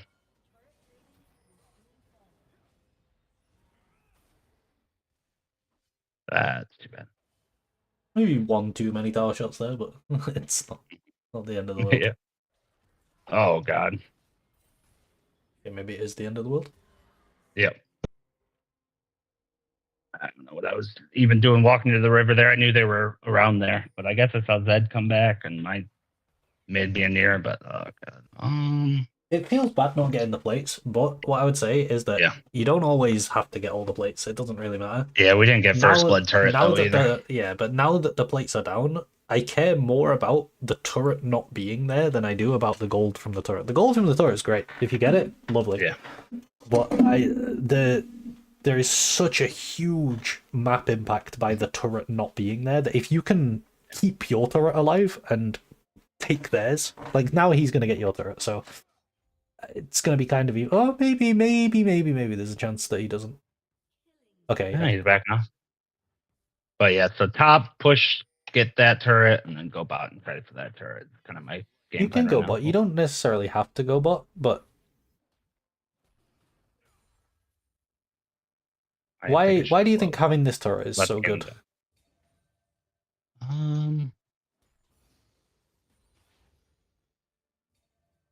Probably just opens up their top jungle, right? It does. I can roam into it. You can. Makes roaming into their top jungle and roaming into mid easier. But the main thing that it does is that I think it's probably better if I go over it in the review, because it's quite a lot to explain and think about, and I don't want to distract you too much. But to keep things short and simple, you no longer have to kill this Shen to create leads. All you have to do is push waves and then go do something. So you could take Krugs, you could gank mid. No fight, no ult, Nocturne. You could push mid into mid tower. You could look to play this Drake fight. You can gank those guys. Like, all you have to do to create leads now is push top deep and then do something.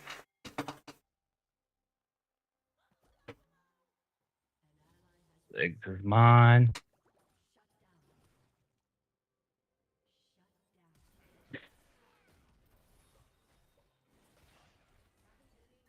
Yeah. Nice. I'd probably push bot here. Jungler's dead, yeah. What I would be thinking about mostly as a top laner at this point in the game is the state of your side waves. So your mid laner is often going to be slacking because mid laners don't think about it as much as top laners do. Mid laners suck. Yeah, and also like mid laners tend to ARAM more. And also, you are the only person you I'll can play TP. Okay. Yeah. I like it, but I think it's just a little awkward. Maybe I can chase his head off. Yeah. It's going to be one of the nicest. I need Malphite to... Oh. Yeah. Oh, damn it. If you managed to pull him out of that, it would have been huge. Yeah. But I'm losing all the wave. But at least get this under a turret.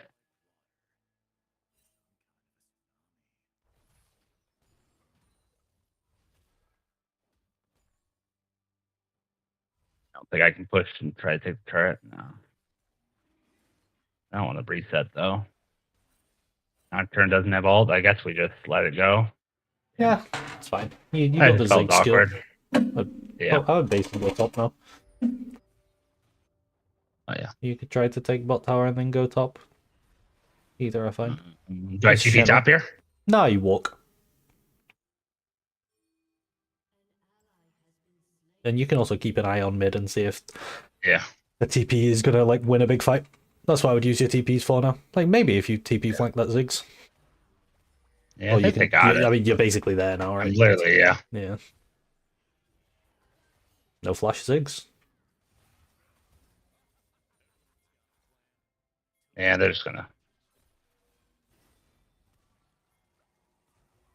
I mean, I don't got anything to get on them. And our team's just getting picked up by Zed. What has been happening in top lane? Like, your minions must be significantly stronger than theirs for some reason. Yeah, that's what I was just wondering. Can I cut him off? I don't think I can catch the set, which is just getting frustrating. Oh. Where did fuck he go? All right. It's just wasting my damn time. All right. We get the mid turret before I run top. Yeah, that's good. I mean, this was the longest roam timer of all time. I don't know, that wave just refused to come back for some reason. All right. Top. I don't know if Rakan's coming with me or not. I want deeper vision. Right.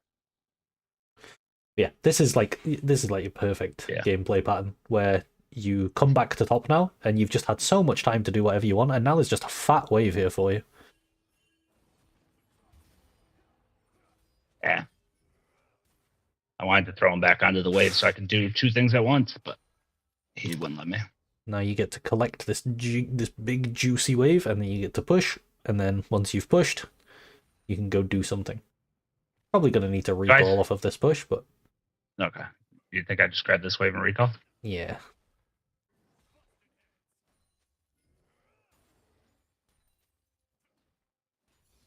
And then because you've pushed the wave so deep, you have time to go be somewhere else again. So Yeah, I guess I just go you could bot. go bot. You could look for that bot T1 again. Here it's like you push a side lane deep and you look to do something.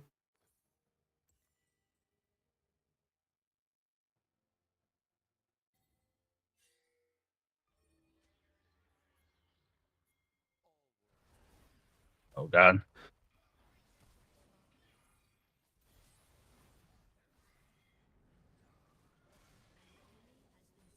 I got stolen it with Melt, but alright. Run top. No, I just want to keep push, pushing push here. bot. Yeah, Yeah. Malphite should run top from base.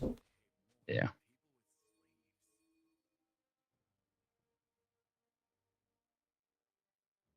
He doesn't He's have mad to about it, like though. he doesn't have to lane against Chen. He just has to farm the wave under the tower. That's like it's... Yeah, I know. Yep.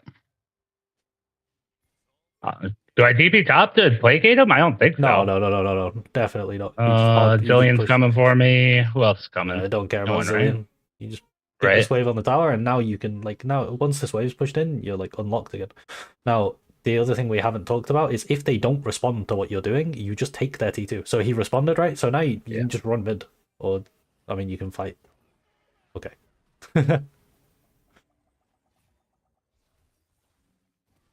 Just want to get out. Oh no. Thank you, Rakan, for helping me out.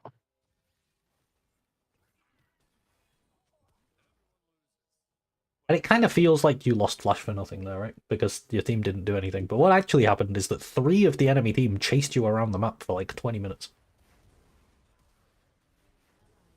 Your team are somehow dying while they're chasing you in bot. Interesting.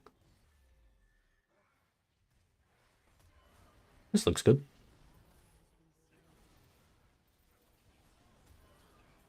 Yo! Fuck! Sorry. Push the wave. Can't hit the target. Always get your waves into good positions before you look to do things. Yeah.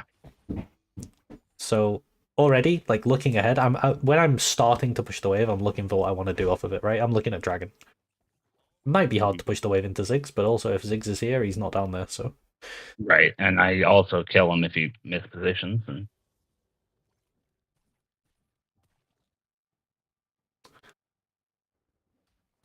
But not getting that Viego kill is tragic. I will just mute. Oh.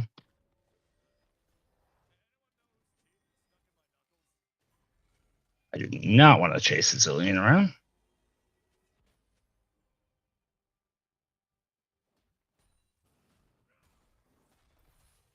So now you make a decision, right? It's do you get to Dragon in time? Probably not at this point. I'd probably just run down top and but he's like proxying my wave for me essentially. But, all right, they got Zed. You have the super cannon minion.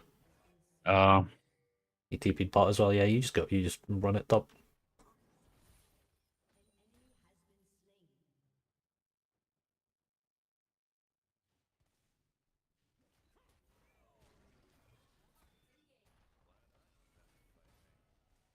I think you can kind of just ignore him, to be honest, and take the tower. Yeah. I just didn't want to get stunned with 1 minion.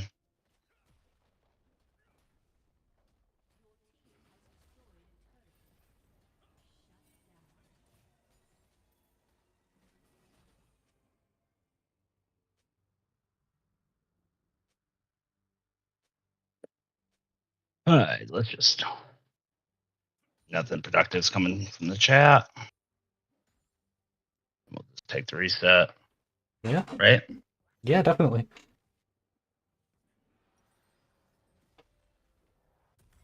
Probably just hysterics this game.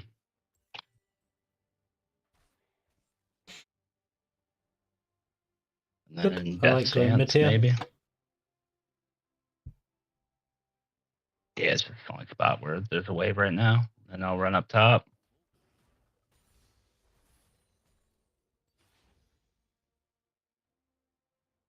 Don't steal too many ways from Ash.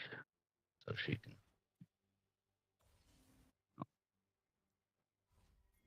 I'll make this guy happy here. Because I want that tier 2 anyways. I don't want top. Yeah, I think you want to be bot at this point. Yeah. But it also makes my whining teammate happy. Okay. Act like I'm So doing it for him. what do you do here when you push this wave? Just push as fast as I can, try to get some pressure, because they're probably thinking about Baroning or on Baron right now. Right? They're thinking about it. I would probably chase that Shen, because he's looking to ult, potentially. Once you see him again, you want to kind of like keep him in your sights. Okay, this is good.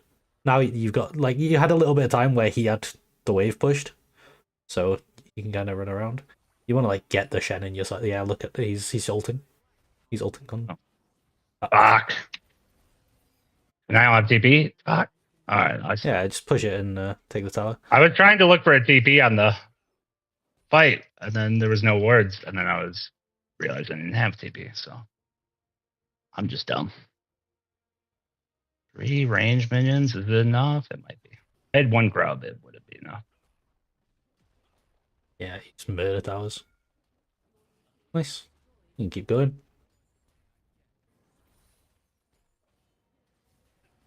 Now they don't have Shen ult. I think you can probably just walk up and hit the tower, and as long as you drop aggro after he taunts. As long as you drop aggro after he taunts. Okay, he's just not using it. There you go.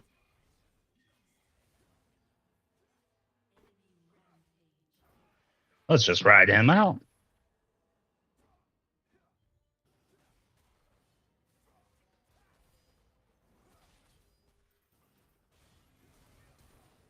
Ooh, that was a really nice try. Yeah. Oh, was tried up when I died. Might have been the difference. Dang it.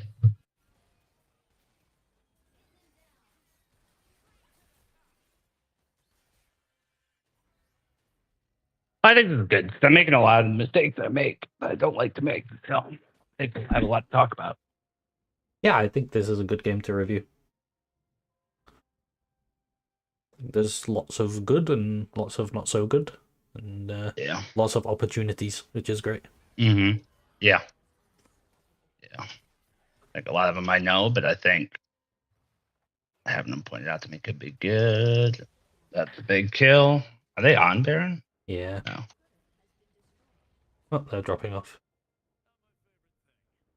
They have to. Their jungler just inted top. That champ's fun to play against. Yeah. I'm gonna come.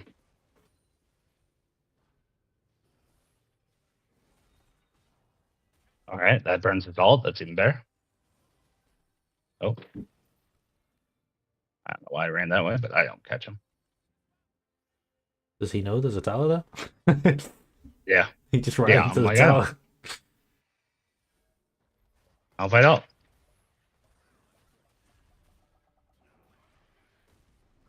You don't get out.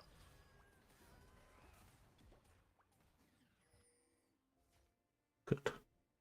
We just push mid. Yeah, always thinking about waves after stuff like this happens. So that's level 13. Jesus. Nobody's going for the bot wave. I would probably have gone for it. This Ashe is running. Yeah, I thought there were people there, but I also don't want to leave Ashe alone with those two. Other thing you can do is just base and run top. But yeah, you're kind of on a time limit for that. I'd probably just base and shop and run back to Dragon now. If you went top quickly, you could maybe be top pressuring as Drake spawned. But we can look at these timings. Okay, I think you might have to TP now. Okay. Yeah, I don't have any wards though. It's just minion. I mean, I'm basically there already. That was a waste. Yeah, could have done something earlier, but let's do this. Let's fight it, guys. Let's fight it. We gotta try. Don't want them it's Soul. Okay. Unfortunate. It's still winnable. It's just Soul is really hard to play against. Alright, I think I have to kill this Viego at the start of the next fight. They're all dead. I gotta stand Shen? I think so, right?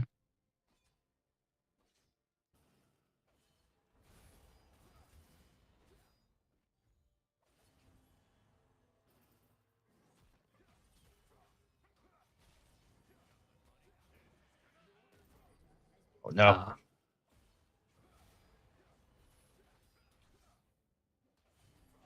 This guy's soul is doing work. Mm-hmm.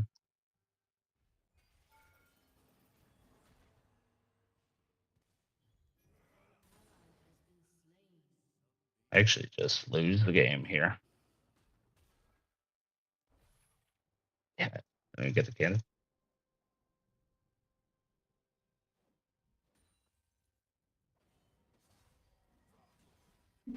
You gonna come after me? No, surprisingly not. I don't know what I want. Let's grab pink. All right. That Zed's dying. Why was he still level 13? We need vision. We need vision. We need vision. So yeah, so Nocturne can ult.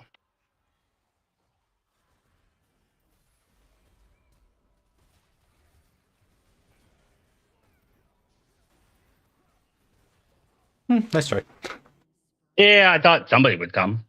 Nocturne would ult something. I don't know. I'm feeling a little bit like I don't know what to do right now. It's difficult I when feel pretty strong. when you are Like I strong. got 4 items. I think because of how useless your teammates are this game, you had to do more when you were more proportionally strong. Like now their team are kind of as strong as you are, but there was a time where you were the strongest champion in the game and you had to do more with that. Yeah. Now it's really hard. Yeah. We got Malphite ult. Like, we just fucking go. Is he not gonna ult them? Yeah, they're really reluctant to press their buttons. Like, just ult the Ziggs. Yeah. He Now he's. I mean, he figured it out Actually, I know. eventually. Oh. I don't want to triple in him. Okay. At this point, I'd say like you really need to get a wave pushed somewhere because you don't have the ability to play the game when you're pushed in like this.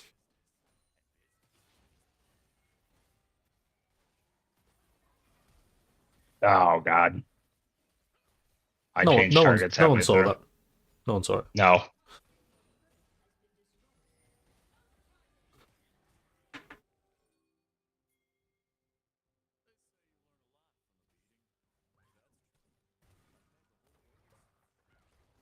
Oh, he hit the Q. Oh.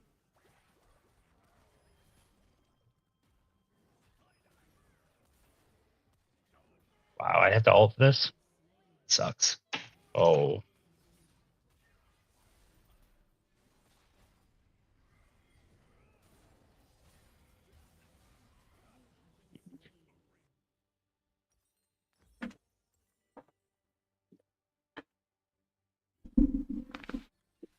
Yeah, that game.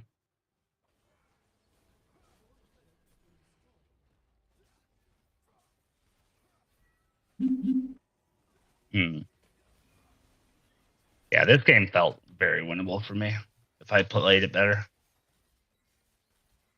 But I think I tried to do too much at certain points, and I didn't do enough at other. I think so. Well, not even trying to do too much. Sometimes you're just trying to be a little too fancy. And I think it's very easy to fall into that trap because being fancy is really fun. Which is why, like, I would never say, like, that dive you tried to do on Shen where you W flashed him and then ulted out of the tower, I would never tell you not to do that because one, it's really fun and that's, like, why we enjoy playing They're the gonna game let in the me first spawn. place.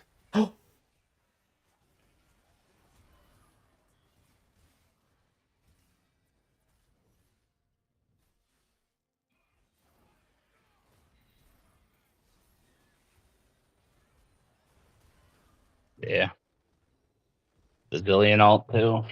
And then two, it's just doing stuff like that is really good at building your mechanics, which is always good to do.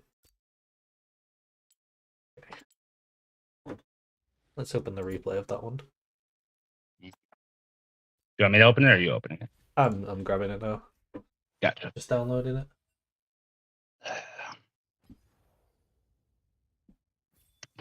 Dang, Nocturne did 13,000 damage.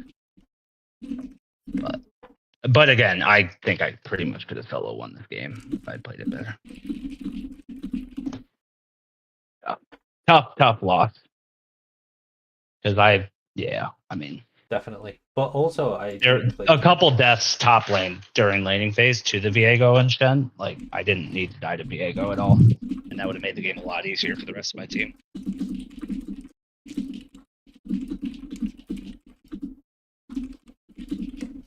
But one thing I really struggle with is kind of indecisiveness. I mean, you can see it. yeah, Just not sure what where to go or what to do. Yeah, what I want to get from this game is I want to get like ideas in your head of like what you can do before you're doing it. So like having plans.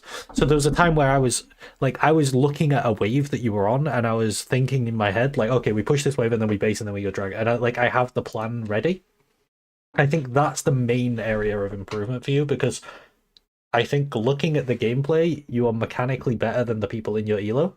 I think your understanding of like how, not like complex wave control or anything, but just like how the waves work, like when it's pushing into people, what a freeze is, stuff like that. That's more than good enough for the rank you're in.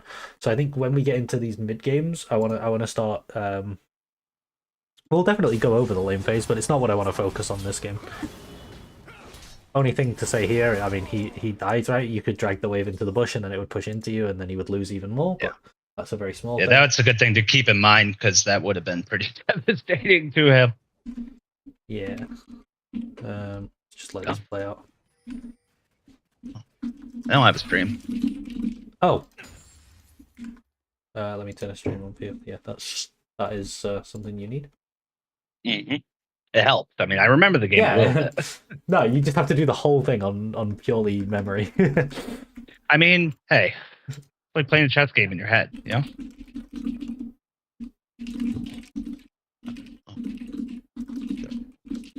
There we go. I'm good. Okay. So he died. You let him TP back. Viego does this really annoying gank that junglers sometimes like to do, which is like the 3 top camps into top. But what you're doing here is correct. You're getting a trade on him. Now, this position is great for you. The only thing I would say is that like sometimes Viego does this, and there's 2 lines you can take here. There is the consistent you will always have a winning position if you do this, and then there is the I am going to absolutely blow the game open. Do you know what they are? I would never expect Viego to gank here.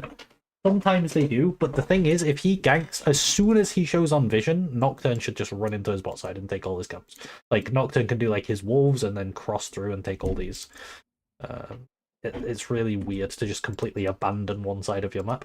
And if not, he didn't. I don't think he knew where Nocturne started. If Nocturne started top, it's even worse, because Nocturne just does his top side into his bot side into his own bot side, and he ends up with like 36 CS to 12, and it's just domination. But jungling aside, right? I would never really play around this gank. It doesn't happen very often, and it's bad and it's cheesy.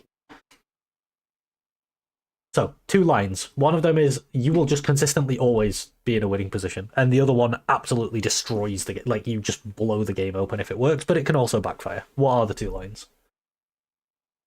that you can take here? I was muted. You fight and go for the double kill, or you just back off and I'm kind of ignoring the fact that Viego's here. Like, from your perspective, Viego's not here. Yeah. So we'll pretend Viego's not here. What are the 2 options? You either fast push it or slow push it, right? I would definitely push the 3rd wave. So we're always pushing the 3rd wave. What are we doing when it crashes? Diving. I'm always diving. That's the one that absolutely smashes the game open, and if that's what you want to go for, go for it. Because if you succeed on it, with set for sure. Yeah. It's execution based. If you execute it, you're just in such a good position.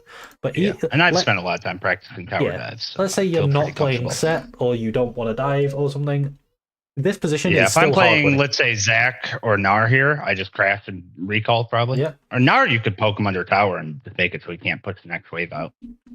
Yeah, you could. I really like crashing and recalling, because then you just thin the wave here, don't let them crash on their bounce, and then they're completely screwed. Especially if your jungle's pathing top. Because then you can create a situation where this guy has to try and crash a wave on this health when your jungle is here. And it's just impossible. So it's always consistently winning to crash this third wave and then base if you get the trade. But you can definitely go for the dive. I like going for the dive. Should I be pushing a little faster here, though? Oh. I would. Once this third wave arrives, I would crash it as fast as possible. Gotcha. And I also, I genuinely don't think you're gankable here. And the only reason you're gankable is because you walk into tower It's here. because I take, yeah. Yeah, if you play for the wave first and then the dive, it's much better for you.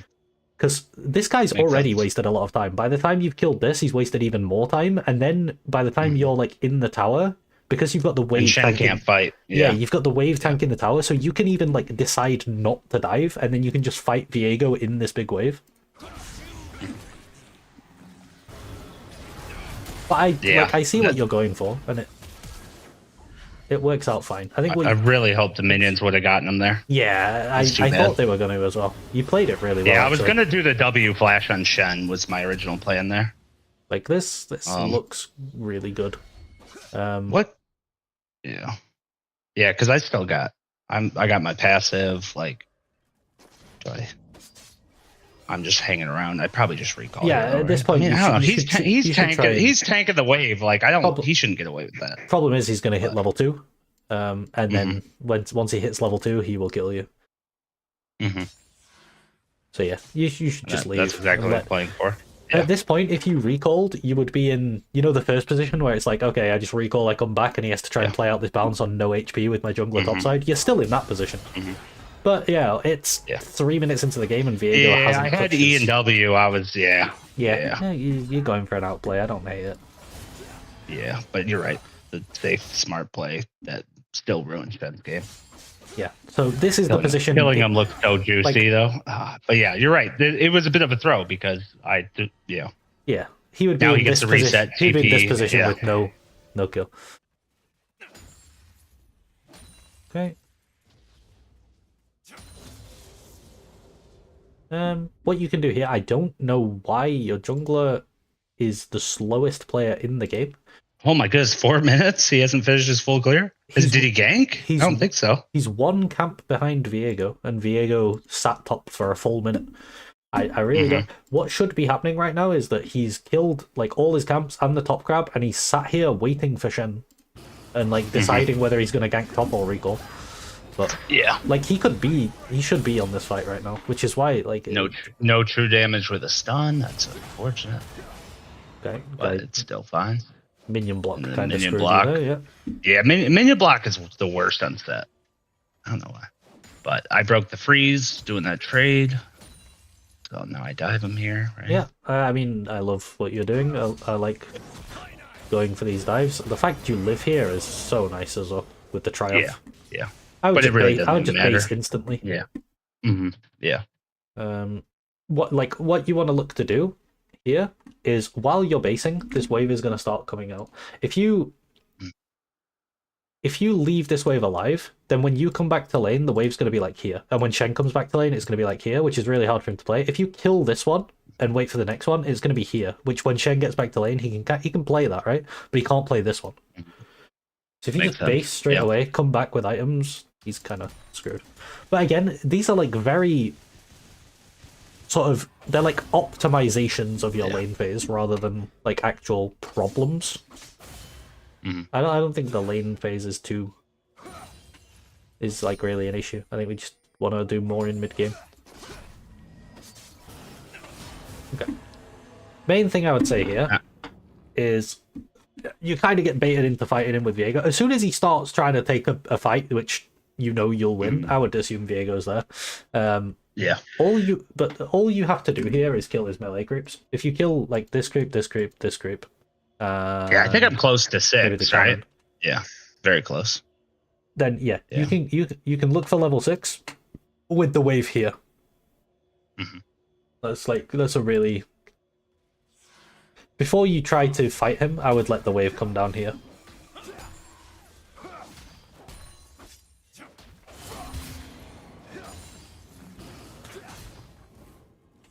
And I kind of, you see me back off, like I know Yeah, Diego's yeah, probably you there. know he's here. And that's where I get into the stun. Oh, you've got TP, not the end of the world. Stun.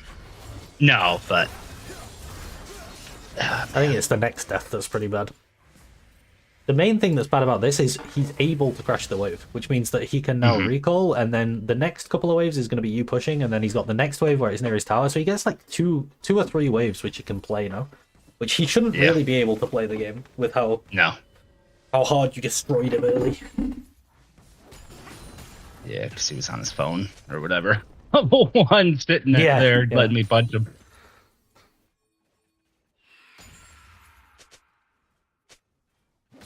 There goes at my tots. I didn't even notice that. And there's nothing for to get. Drake was up. So we got this Drake, right? Nope, we didn't. They 4-0'd us and Drake. Yeah, they did. I like where you're standing though. About what the teammates are doing. Like your positioning in lane is really aggressive, which is good. So can you pause it here? I'll add one question. So should I be trying to force them off those minions or trying to collect the CS myself? What's more important? Because like those two melee minions, that melee minion, that range minion about to die. Yeah, I would. It's like a balance, right?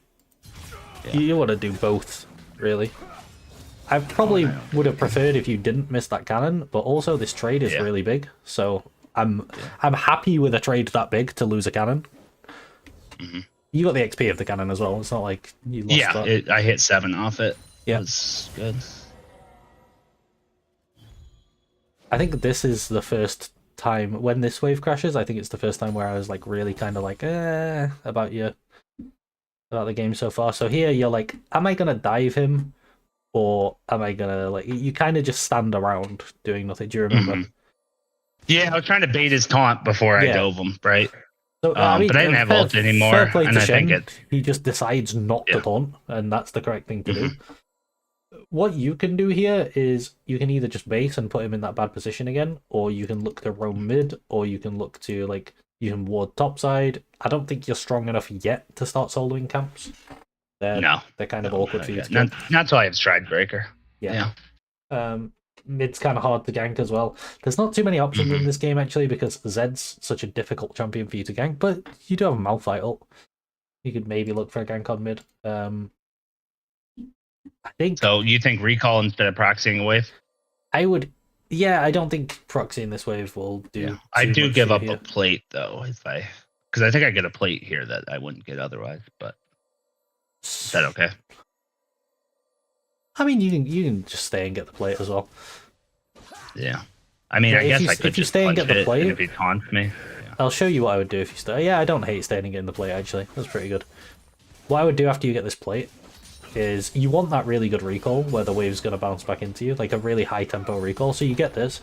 So two things you can do now. One is you either kill this wave and base, or the other is you try and kill it sort of walking this way and you proxy the next one like deep, and then you base. The deeper, the further I think the next one's a cannon wave, right? Yeah, so I would probably just base. Yeah, because I can't proxy a cannon, but I just stand around not being sure what to do. The other thing you can do, I think, honestly, in this position, I think you can just hit his tower. I thought about it, when we were looking at it just now. Like, he taunts me. I don't think it kills me, and then I just W and walk away. Yeah. I think that's probably, If you have ult, definitely, because then you just ult him out of the tower if he taunts you. But even without ult, I think probably just hit his tower. I might be respecting him a little bit too much here.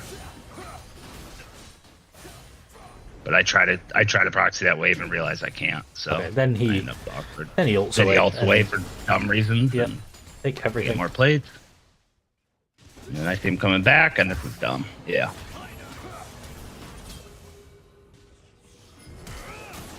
I mean, it's really fun. What you do, I like. Yeah, I'm shocked he survived that, honestly. But at this point, I would just base. And once it doesn't work, it's just like okay, I don't. Yeah. Base. And then I get killed. Yeah. I mean, you kill this guy. Yeah. I'd say so far the main thing is just like knowing when to stop. Knowing when to take your foot off the gas a little bit. Yeah. Yeah, because he gets a shutdown there or no? Not. Did he had to get a shutdown on me at some point though, right? Because I'm the reason this Viego's strong, right? Yeah, I feel I need like to take so far the responsibility for that. only person who has killed you is you. Yeah, 100%.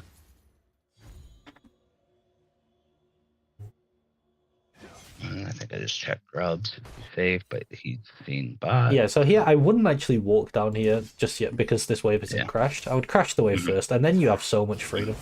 Because if you crashed this wave first, you could have walked down here, and then you could have, you could have crashed this wave, and now you'd probably be down here.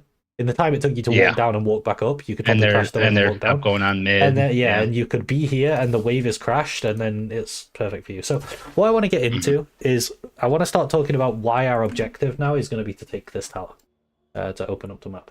So in these plays, why is it really good for you to push the wave into the tower and then go and do something? Because he's forced to collect it, so I have priority. If he does move with me, then he just loses all the XP and gold. Yeah. So it puts him in a spot where he either doesn't help his team or doesn't get the gold. Yep. That's one part. The other part is what happens is that these minions start hitting this tower, and they will not stop hitting this tower. So the next wave will come in, and your minions will just ignore it, and the wave will stay here. And then the next wave will come in, and then this wave is so big that it demolishes your wave. So it comes back into you, and you barely lose any minions. So it basically creates time where you can move, and you don't lose. You maybe lose like 1 or 2 or 3 minions, for a full roam. Meanwhile, he's stuck under his tower and he has to farm. So you create a numbers advantage, and you barely lose anything, which is great. So what happens is the wave goes into the tower, and then it bounces off the tower, right? And it builds into a big wave because it slow pushes. It slow pushes into you, which creates a big wave, and then you come back and you catch it. So when you take this tower, your slow push back into you, when you bounce it off the tower, starts here instead. So it takes longer for it to come back, and it builds bigger until it comes all the way down here. So you extend your roam timer. So the time you're allowed to not be in top lane gets bigger, because it takes longer for the wave to come back. So that's why it gives you so much more ability to impact the map, because you just give yourself more time to do other things when you take this. Yep. I probably can just punch the turret there too. Yeah. Like I got ult, right? Looks like it. I can probably just go and hit his tower and get the plates, right? I think I do wrong. You can. I think your health's a bit low to do that now, but you did it a bit there. I mean, the thing is, these minions are going to kill this tower. Like, if you keep pushing waves into his tower and then roaming, the tower's slowly going to die. And then you're doing stuff, right? You end up fighting and this was our Viego. chance to get the Viego shut down, and I don't think we get it, do we? I think you do, actually. Or do you kill Shen? Yeah, I think Shen ults him. I bring him back to Malphite. Malphite. Yeah, multiple times you had Where really did nice... Nocturne ult? Because I thought he was ulting me. Oh, He's down bot. Yeah, I had no awareness of. I saw the Nocturne ult. I was like, he's coming. Yeah. There are a couple of times this game where you ult right as Shen's going to appear, so that if he taunts you, you're CC immune. That's really nice. Okay, Malphite gets the shutdown. Malphite gets the shutdown. Yeah. Then you kill Shen. That's good. I just go top tower. Yeah, I'd take a few seconds longer to go top than I need to, but not the end of the world. Yep. So this is huge. Like out here, what do you think the play is here? So it's times like this, right? You're gonna have a lot of times where you're pushing a side lane, and there's no one actually interacting with you. So here I'm thinking, like, while I'm pushing this side lane, I'm thinking, this is giving me time to do something. What am I gonna do with it? So you're looking at the map and you're like, what can I do? So what are you thinking here? I mean, Grub's the only thing that's up. I mean, is it mid just tower's one pushed Grub? in. Or like what happened with that? I think there's 1 or 2 left. I think there's 1 or 2 they're left. all there. Yeah. Okay. Exactly. Oh, they're all there. Okay. Yeah, that either that or roam mid, right? Yeah. Or and try to get some plates there. Or you could base and go bot.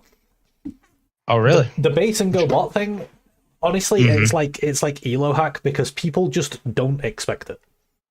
So if you Yeah, just Ash. I don't. You know, okay, I don't Shen know why. TPs. There's something about.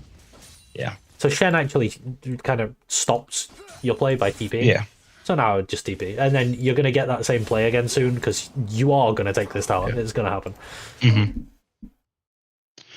Yeah, I think Zillion Zig's just an impossible lane for me to try to gank. We got a Rakan, we got an Ashe. I guess maybe. But I just TP, take the tower. Good there.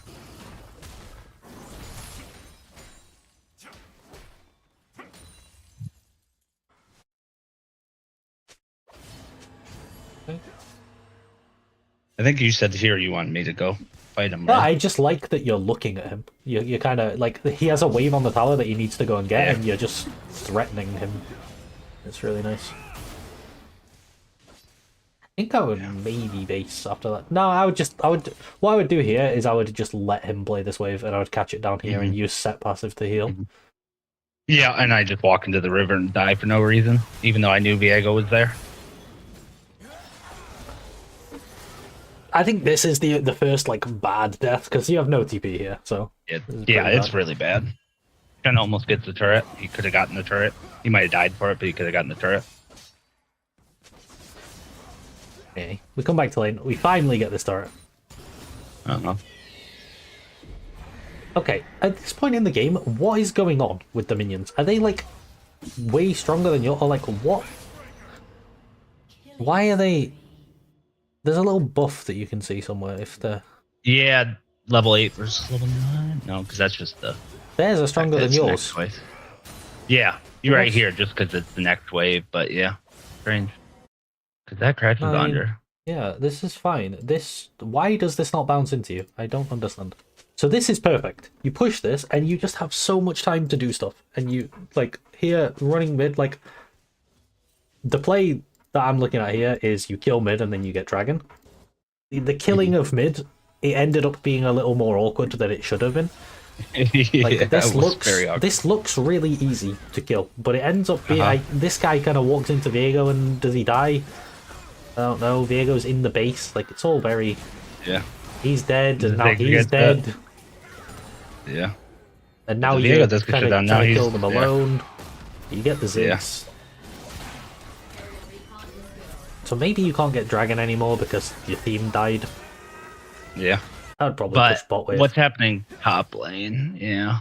I think I do go bot next. How does this happen? Yeah. Oh, he holds it. Okay. Oh. That's why. That. It didn't hit the tower. If it hit the tower, it would just slowly go back to you.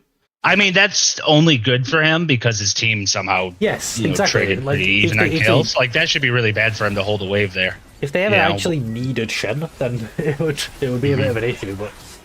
Yeah. Okay. I'd probably just go bot now. Dragon looks really hard. So, the reason I'm saying Dragon looks really hard is... when I'm looking to play an objective, I'm looking to have this wave pushed and this wave pushed. Because then they've got someone who wants to come and catch this wave, someone who wants to come in... It's kind of the position you're in right now, right? Ashe wants to farm this wave, you want to farm this wave. It's really hard to play as Dragon. It also means that, like, all of these little access routes, like, you have to face check this, and you have to face check this, and you have to face check this. If you've got these waves pushed here, you know that they're not here. Do you know what I mean? Like, you no longer have to check those. So... you're not in a good position to play the Drake, so you can either try and get into one, or you can just play for the waves. And that's kind of because your team just... but again, if I didn't get this Viego so strong, I think maybe, this game's very easy. You could say that. Like, again, Rakan's just walking into nothing and dying. Oh, he's alive. Yeah. Here, I would probably just be pushing the wave. Yeah, just keep pushing. Yeah. Because I can't chase that around. I can't chase Zillion around, right? You also... like, I can only help with the Viego, really. Another thing you do when you push this wave... So right now, they're like this, right? So they're kind of thinking... They're thinking about... If they're thinking about set, right? They're thinking about set coming from here or from here. All of a sudden, if you push this in, they also have to think about set coming from here, like up there. You know what I mean? Like, there's so many different ways you can approach the fight if you push in. They also have to worry about defending this tower. Yeah. I would... A really easy rule of thumb is just waves into things. You do the wave, and then you do the thing. Now, if something like there's like a little judgment you have to make. I don't think you'll have to make it too often though. I think most of the time, if you just play waves into things, especially in this elo bracket, it will just end up good for you. But sometimes things are going to be happening like imminently. Do you know what I mean? Like some guy's just going to flash in and it's like a crazy fight angle, and then you're just like, okay, I'll drop the wave for this. And it's like having that awareness to do stuff like that. But here, I would just play definitely the wave. with a Zed and a Zillion who can kind of go, can kind of kite my team to death. Like I need to just get the wave in because I'm not going to be able to get on them. Yeah, just put your wave in a good position and then. Like and this is a great time. Now they should be playing the Drake. Yep. Ziggs is farming the mid wave. Someone's gonna want to farm this bot wave. Now you can play the Drake, but now the team don't want to play the Drake. It's really weird. Yeah. I think I ping it too, and just no one. Yeah, I mean, just too many times where the team just didn't want to play. Hey, this wave hasn't come back yet, and it made it. Fine. Yeah, it's still working its way back now, I think. Yeah, I mean, because he held it, it kind of just sat there. Mm-hmm. Yeah. It's actually really good to hold it. Yeah. Now he's pushing it. Yeah, because it's been like 4 minutes, I swear. Yeah. I mean, he didn't get any of it either. Just no one got top wave for forever. Okay. Yeah, honestly, I think you're kind of just wasting time by chasing him. Again, I'm thinking more about the wave. I'm always just thinking about my thought process was to ult him into the wave so I could kill both at once. Was kind of my idea. Okay, I mean, but he wouldn't let me get on that side of him. So then I gave up on it, but I think it was worth trying to set up.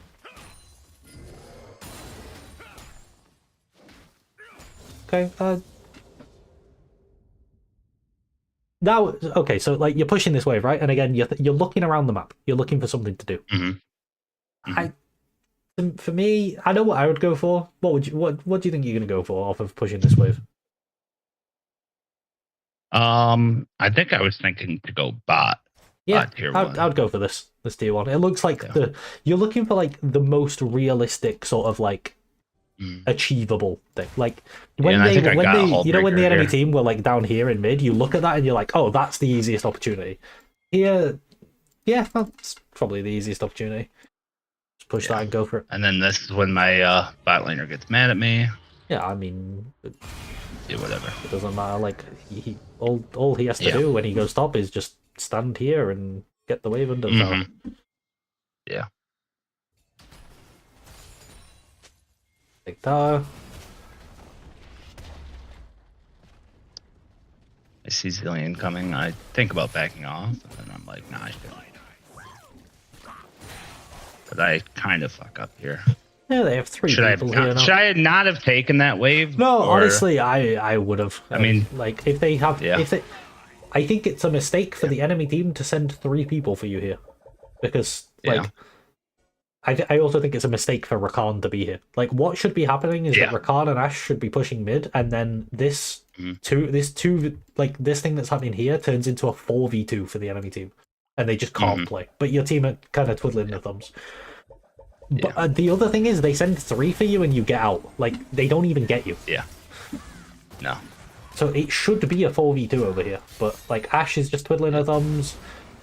This is a 1v1 for some reason. Like Malphite got Diego just stole blue. How is he 1 HP? What happened?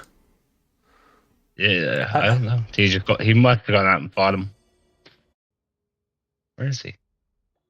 All he has to do is just hit the wave under the tower. Yeah, so he does good there. I don't know how he loses his health here. I guess he goes up to trade with him after that. Yep, he just goes up to trade with him. And gets cooked by the 1 in 4 Shen. He just decided to lose all his health, Yeah.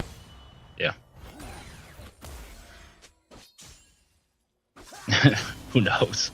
Yeah, I think I should have TP'd a little earlier, though. I think this... Because I was looking at it. And I waited till I think someone died to TP. You can definitely TP on this right now, Yeah. Yeah, and I think I waited just a little bit too long. But when did I TP? I don't actually want to TP here. It's like a thing of like, you have to make these judgments of, is it worth using this resource that I have to do this? So if you TP early and you kill both, maybe it is. What I would say to you at this point is that I would always want my TP to be up when this dragon spawns, so that you can be here with TP. It's Have so I even much more started my threatening. channeling yet? Yeah. You do it now, I think. Yeah. Oh, I do it after the Ash Arrow hits, but that's way too late. Yeah.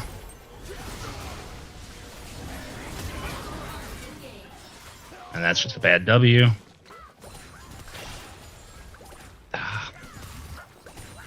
And I have to lane against Ziggs and Zillion, which is not fun. Yeah, Shen's so I got really want to TP play for for this Drake. dragon now. Do I still try to shove this out, or with those two pushing it, do I just kind of give it? This wave's neutral now. I would probably base and walk to Drake. Yeah, base now, and I think I take one more. Neutral is fine. If you can push it into them, it's great. Neutral is okay. If it's pushing into you, it's bad. Yeah, now it's pushing into me. He hit a bomb on it.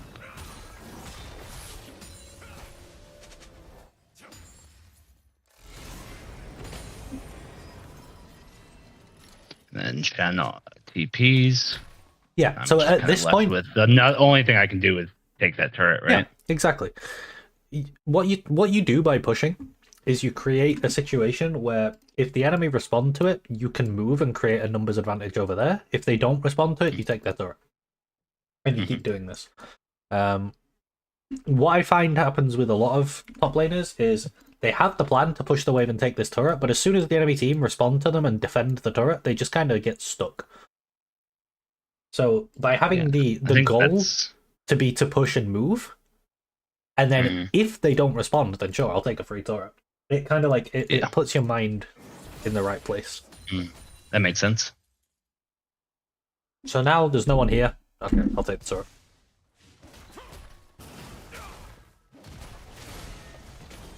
You can completely ignore that guy. Yeah. Yeah, I think the little walk around thing was pointless. I should have just... They're getting their soul point now. So your TP, for me, I would say your TP is locked. Like, this TP is going to be on this Drake. Because that is their soul. You know, it's a huge thing. Yeah, makes sense. Because, yeah, I'm not there. I'm the strongest person on my team. That's why we don't get Drake, right? Yeah. Yeah. And then a little bit of a mess here, but I don't stop the ult because I'm just dumb here. That was just bad. I was watching the fight, trying to TP, and I realized it was like 8 seconds left on it, and I should at least stop Shen. There's some things you can do as well where you can like, so Shen's ulting, right?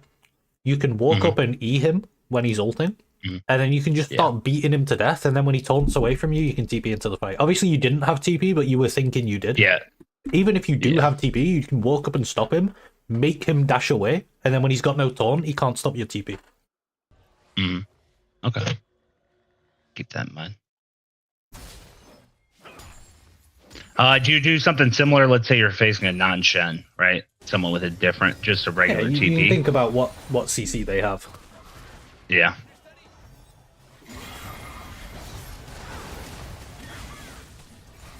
That's pretty good. Maybe I should have roamed at this point.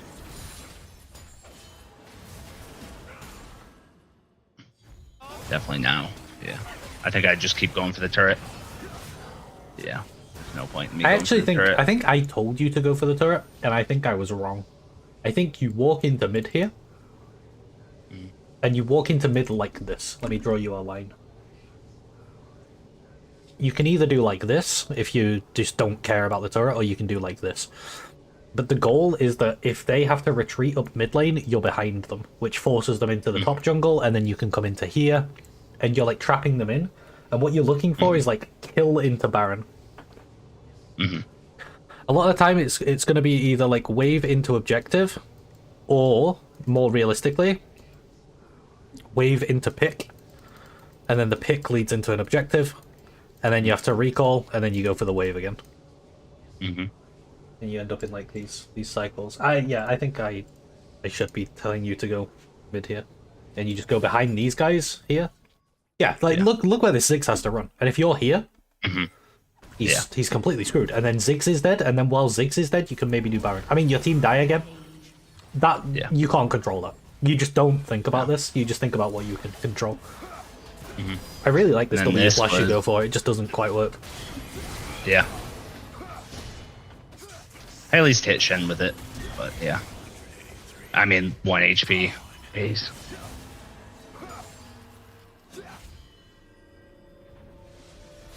If the enemy team looked I think third item, Black Cleaver was troll though.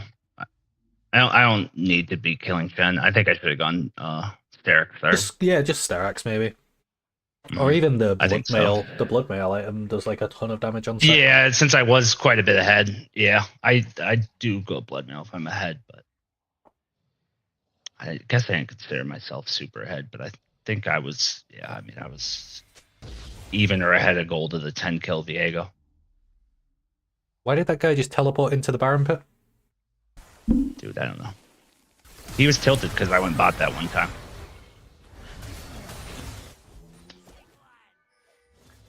Works out. We kill their jungler. Why don't we Baron? I think it's pretty hard into the team right now to do Baron. Yeah. I guess. Again, I would just go and get a wave, push deep. When you're stopping this guy taking your inhib right now, and you kill him. Oh yeah, he does die eventually. I'll push this bot wave right now. So what's going to happen is this Drake is going to spawn soon. So before it spawns, you want this bot wave pushed. Yeah, and what we do instead is run around. I mean, you kill the Ziggs, right?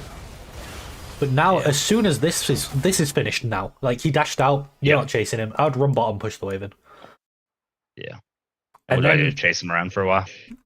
I think you kind of run around in mid, but if you push this wave in, right, you can stand here while your team does Drake, or like you can stand here. Do you know what I mean? Like, or here, they have to consider that you're in any of these places. It's so hard for the enemy team to play this Drake. If their mid is pushed, which I would always assume my AD carry is going to take mid wave at this point in the game. So, like, I'm always thinking about side waves. I'm never really thinking about mid lane push. And it's bot lane that matters with Drake being up. So I'd push that in. It just makes playing the rest of the game easier.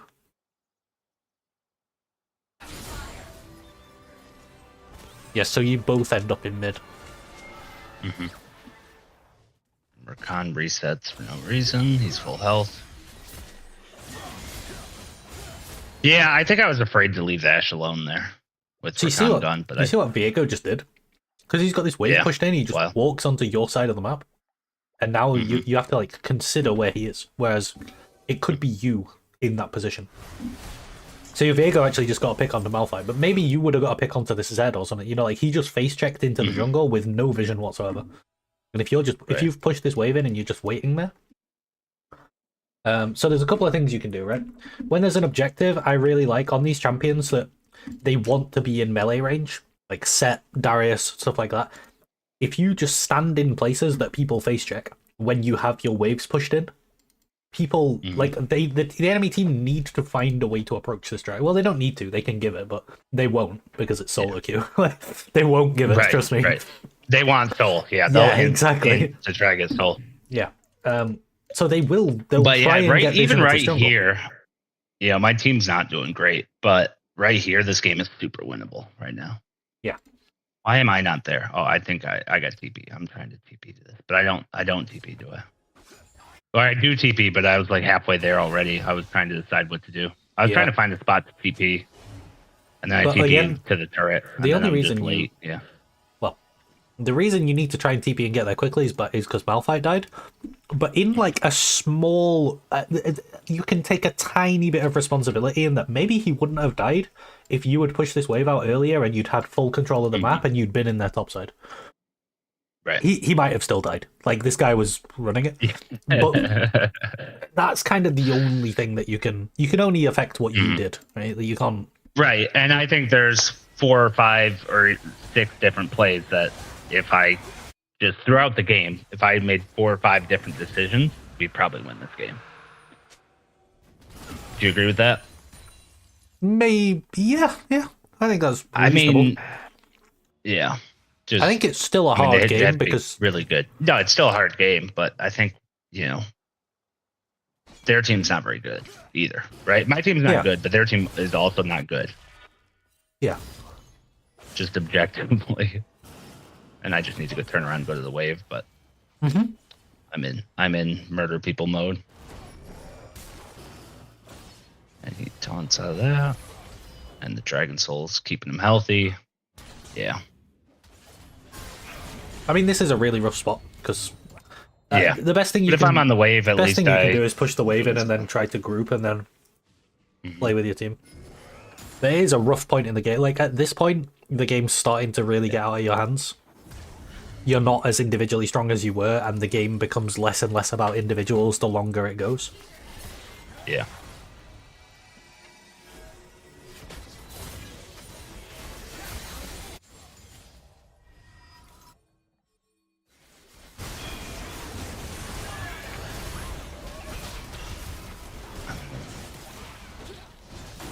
Yeah. I also don't like. Obviously, you die Yeah. there. But I mean, I felt like you're trying to make a Yeah. hero play to turn the game around, which you kind of need to do at this point. So I don't hate that. Right. Yeah, and there's just so many decisions that got to this point that the decisions at this point are sort of irrelevant. Yeah.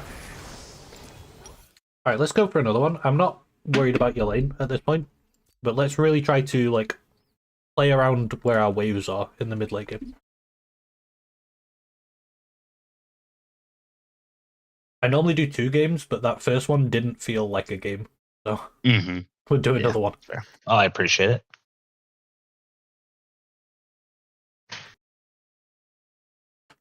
Oh, I'll stream it. I mean, there was no mid late game in that one, so No. No, but hey, you know, we'll take the free LP. We won't Hell complain about it. You know, all you had to do was tell me to put a ward down, and that was it. Yeah, solo 20 something LP.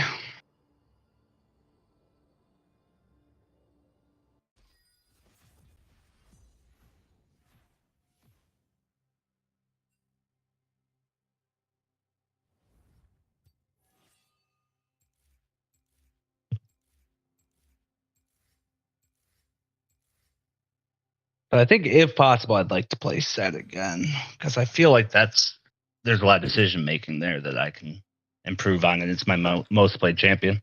yeah.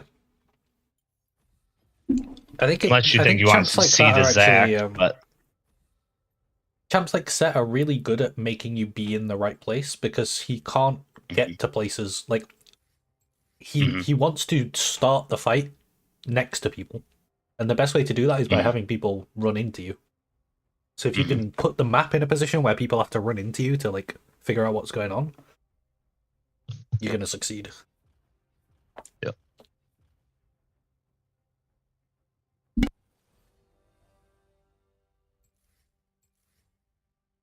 Someone banned Malphite. They must have had that guy in their team last game.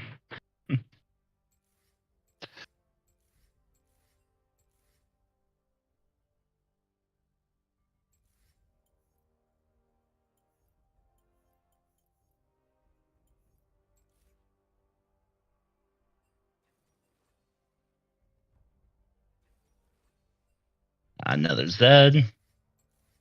I mean, Zed's an interesting one because I can't kill him because he can just get away, but also I'm not afraid of him killing me. Yeah, it's kind of a stalemate. That's just like, yeah.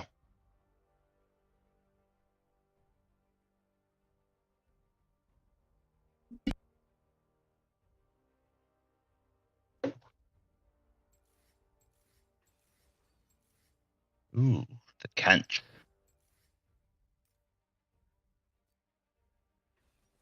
I think he's top. And a Kali. He could be. This guy banned Poppy. This person banned Malphite. So I guess there's really not a lot to go off of right now. Samira. All right, I almost always play Set when they play Samira. Ooh. Emo, though. That's a bad lane. Yeah, it's not great. what's your opinion? Do I grab the better lane? Nar's a pretty good lane. I would normally play for good lanes, because what you want to do in solo queue, like, you kind of expect your team to be bad. Like, you need to Yeah. be strong.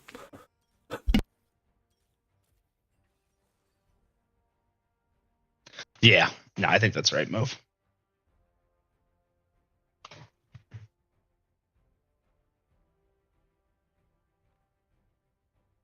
Let's just make sure the last pick not something.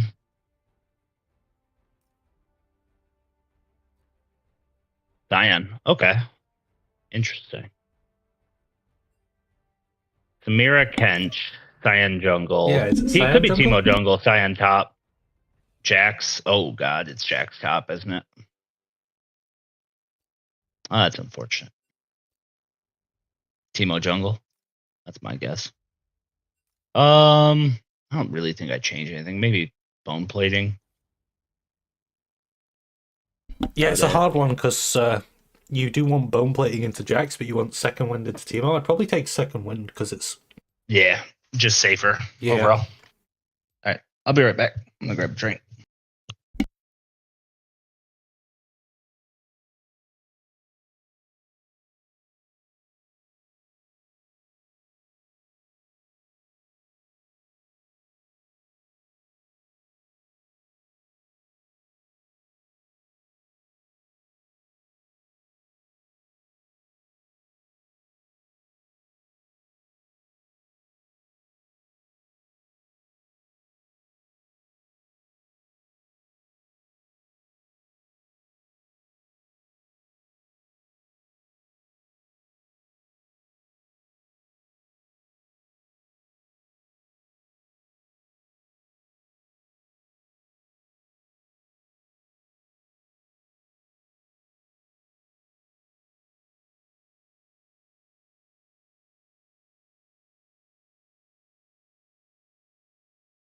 Okay, it is Teemo, so that's good. Yep, I would definitely recommend the same thing that you did against the Nidalee. Now, do I defend that bush at all? Because I usually do against Teemo. Is I just walk into it so I know if they're coming into it. Are you strong enough Just if get he the walks knowledge. into you? No, I just walk out. I just hit him with a boomerang and walk out. But Okay, yeah, you can do that. Just I would, I'm like, thinking of doing the same. the main thing is just that you walk in the correct place again. Yeah. Yeah. I just like to kind of have that advanced knowledge, see if I can spot him out. She's starting, but I am very weak level 1. Sometimes What they skill like do to you have? stand sort of on the corner of the rock by the river as well and go invisible. Yeah, or yeah, right there. Those Yeah. spots. I just kind of boomerang them while I'm waiting for minions. But I think I had vision on that, so I think we're safe.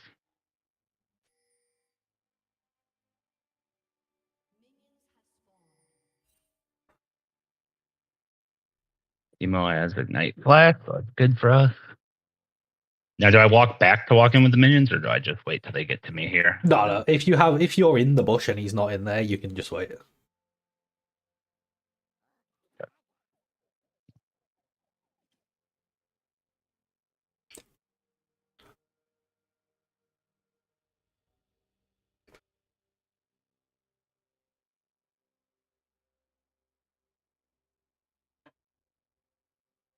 I just want him to show himself for a CS. All right. Nice. Nice. Pop his spawn plating. I try to match his autos here, right? I mean, to some degree. I mean, you can. He's like being really passive. You can honestly try to get level 2 first and play off of your level 2. Nice. Yeah, I love that boomerang move where you hit 3 minions with it and get the. Okay. Problem is he can just blind me. So I can't really use my W, but I can when I hit Mega. Do I want to think about crashing here? I would crash the third wave definitely. And if you hit Mega, I'd probably just jump on his head. Get level 3, kill these first 2 minions, get level 3, jump on his head. I wouldn't have queued, because now your queue's on cooldown. This would have been great Right. if you had queue. Yep. But it's still not bad, because you're going to crash this wave.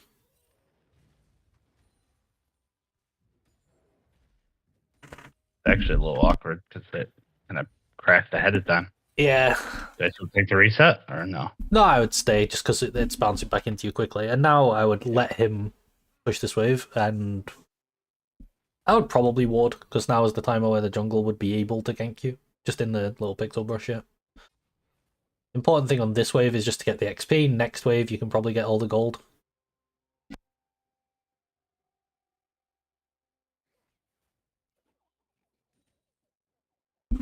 Nice. We'll take that. Yeah. It's randomly taking the minion. So your jungler pathed bot. If your jungler pathed top, she would be here right now, which is like really awkward for Timo with what his wave's doing. But if his jungler is top, it doesn't matter, because you're not really gankable. That minion's kind of griefing by walking all the way up there. There you go.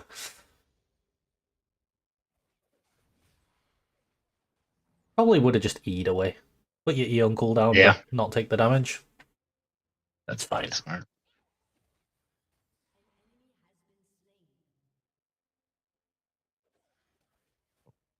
Damn.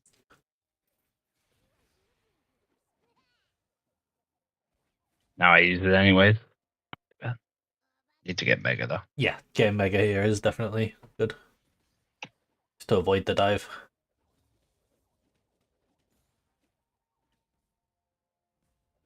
Okay, as long as you get to farm this under tower, you're happy?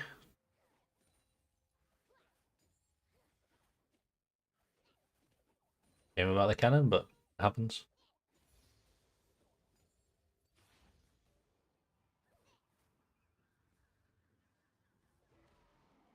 Really?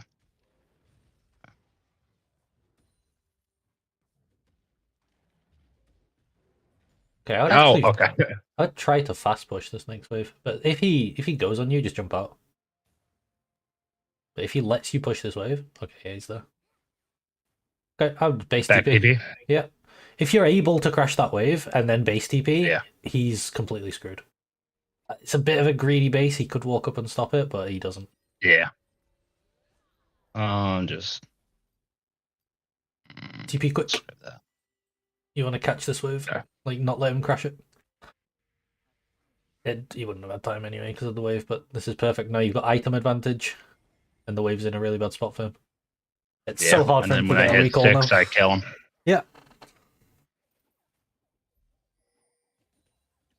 Have we seen the enemy jungler at all this game? Not since level 1.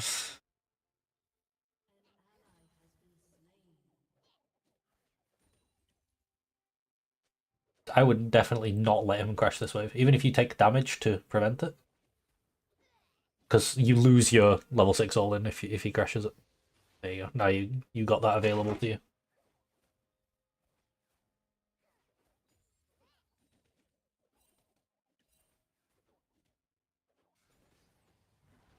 Nice. Very nice.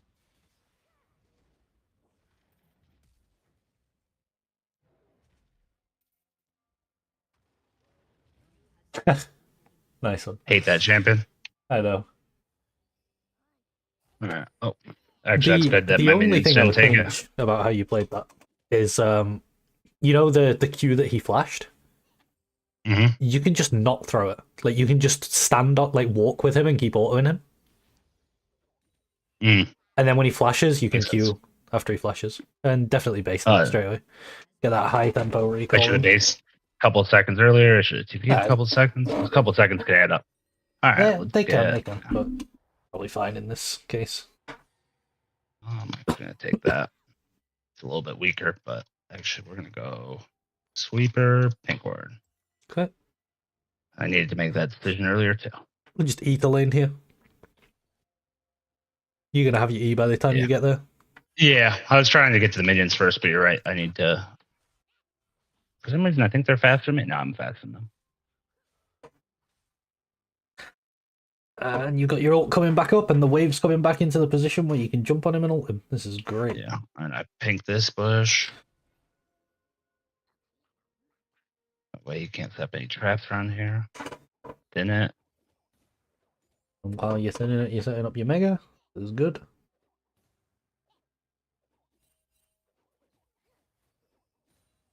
And it's really nice once you get ahead and you get into this, like, it's almost like a rhythm. You know, you kill him, you push the wave, it comes back, it ends up in this spot. You kill him again, you push the wave, it comes back, it ends up in this spot. So,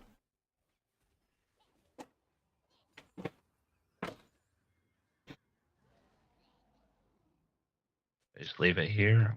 yeah, if he ever tries to last it, you just jump on him.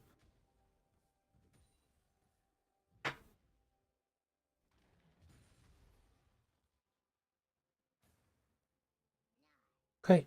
Ideally, tells me to go here. Yeah. Ideally, you can hold the freeze. As soon as it stops being frozen, you're looking to build a wave and crash it. I'd push this one. You can hard push this one because it's a cannon. If it wasn't a cannon, I wouldn't. Oh, he pushed into you anyway. Oh, I got it. Yeah, Jack's flashed. That's really bad.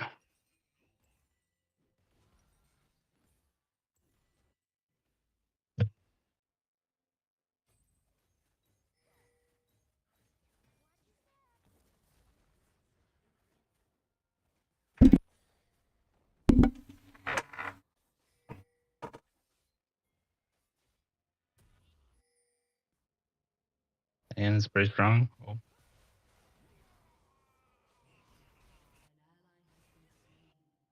Smart of Jax to fight it out. Let Zed get out.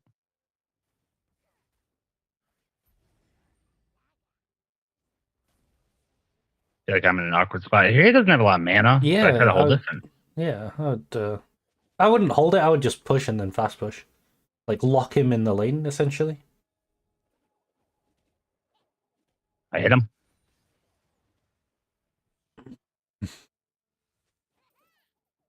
Nice. Enough to freeze it? No. No, We don't want to freeze it. Just push.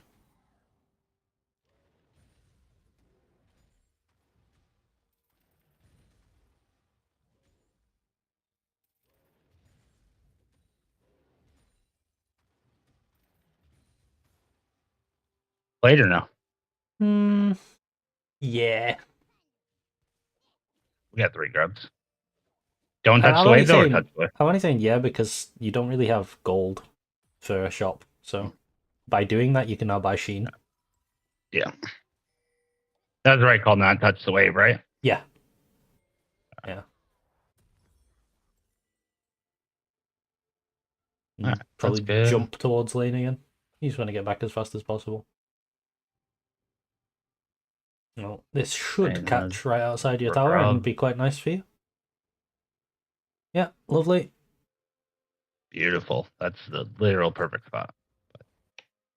Okay. He'll push it in, but you recalled and you only lost 1 minion.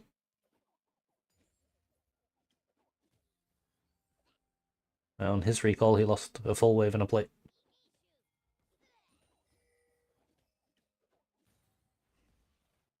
They want to go for this? No. Build my mega here.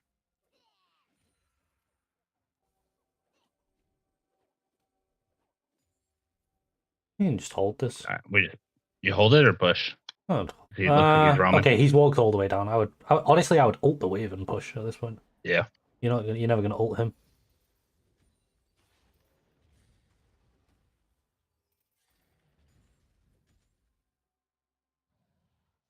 Make him go the long way around. A couple others on the turret.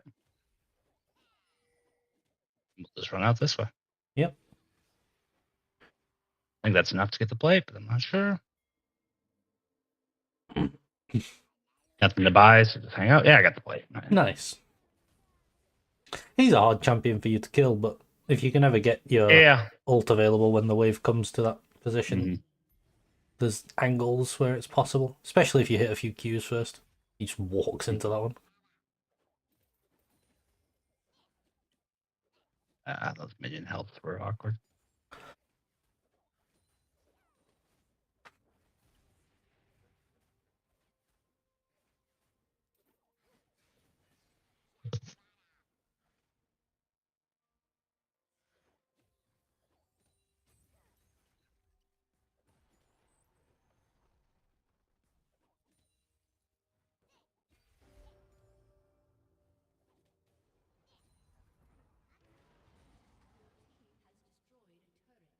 It's neutral. Do I just push this reset? Yeah, you can push this and reset. Looks pretty good.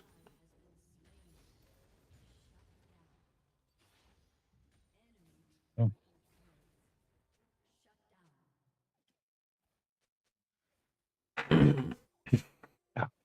If he stays in this wanna- position long enough for you to get Right. Trinity Force gold, you can just base TP with Trinity, and then he's forced to like recall and drop a wave. Yeah, I need 900. Yeah.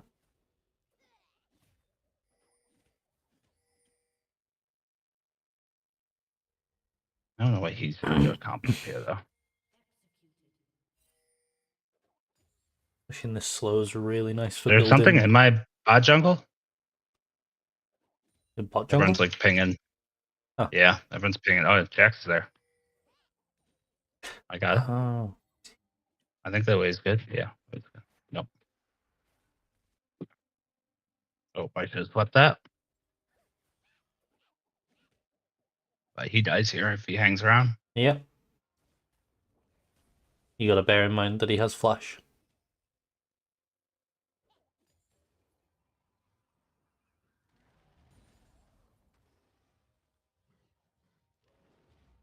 Nice. There he is. No. Really That's right. close. Yeah, I'm shocked. Can't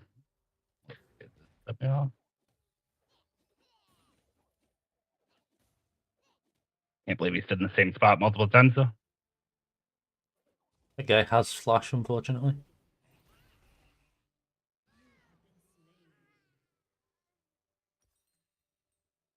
Yeah.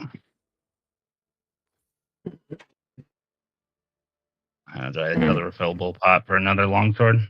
I think that's kind of an identical situation actually to the first game. You remember where you the first game you actually killed her, but this game you just pushed him out of lane. But if you base TP'd, you'd be full health, and you could just like hit the tower for full health, and Jax wouldn't be able to kill you. Gotcha. And Timo Yeah. still has to base.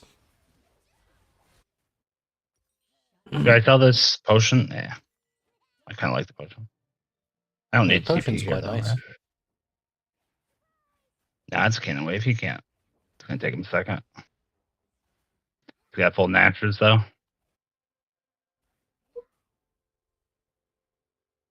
Yeah, he's pretty strong, but I don't think he can fight you when you have Mega. No.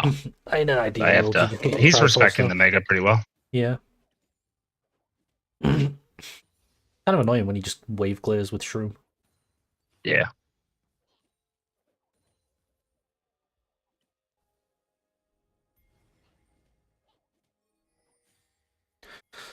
Okay.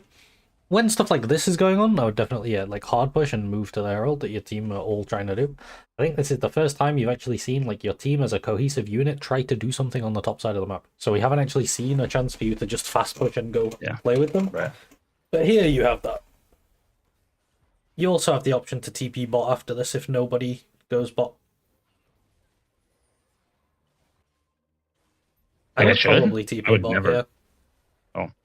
Okay, now I would just play the fight and leave bot.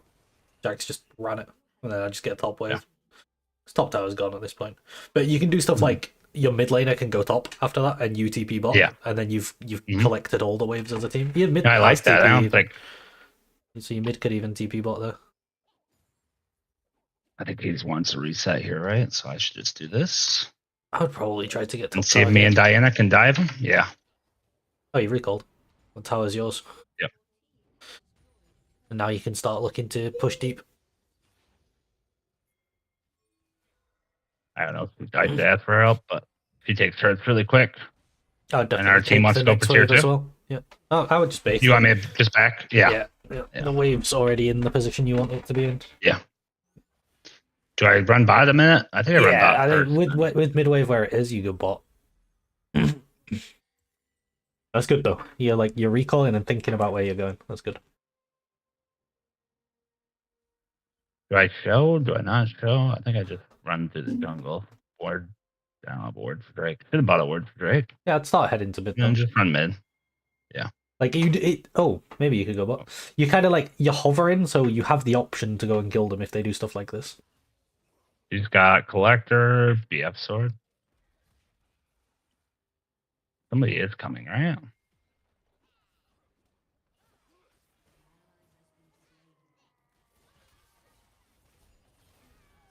Okay. Oh, That wow. didn't go well. Yeah, that's actually crazy that it. How strong is she, though? Yeah, right? I mean, she had collector BF sword, I saw, but I knew she was a little bit ahead of me, but that's about the same. Same amount of gold. I had a level on her. She's level 11, which is crazy for that I'm not at a bigger level advantage. Samira moment. I think Yeah, I was you hoping had the to try fight and could go play a it a little little. slower. Yeah, you need to try and play it a little slower for Mega. Yeah, but then all of a sudden they just dove. I was just trying to auto attack Kent to get mega stacks. Vlad wants to go there. All right, I can go bot.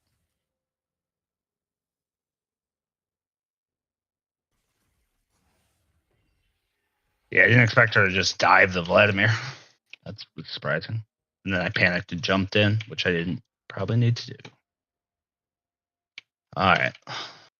I have no idea where anyone is. Do I just slow push here? Yeah.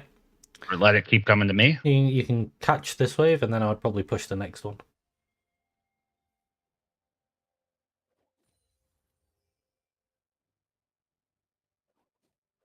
Oh, okay.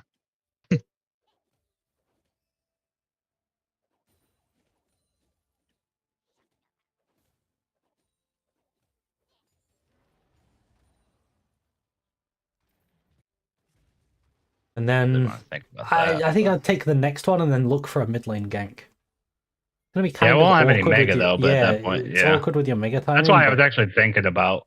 I was thinking about TPing right there into that ward. I think I just keep pushing. yeah, you can make like. Oh yeah, you just take Yeah. the tower here. Then. They just died for free. Oh, there's Timo.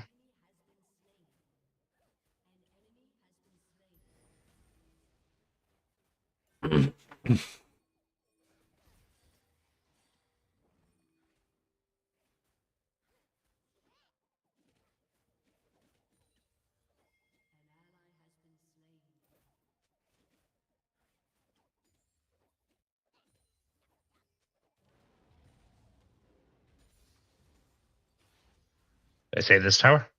No, I would. Oh.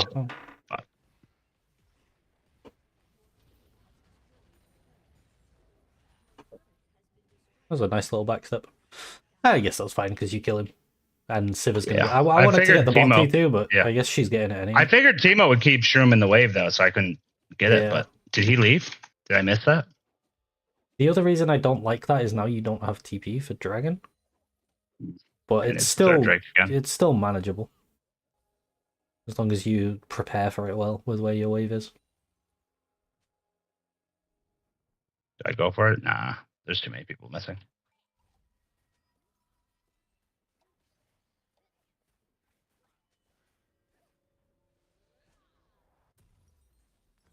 I thought about sticking around for enough gold for that.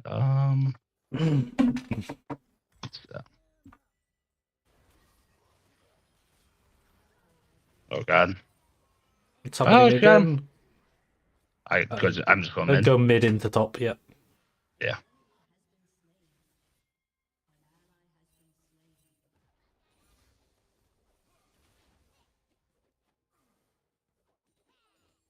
I think you actually could have run him down if you went a bit sooner. Yeah, I know.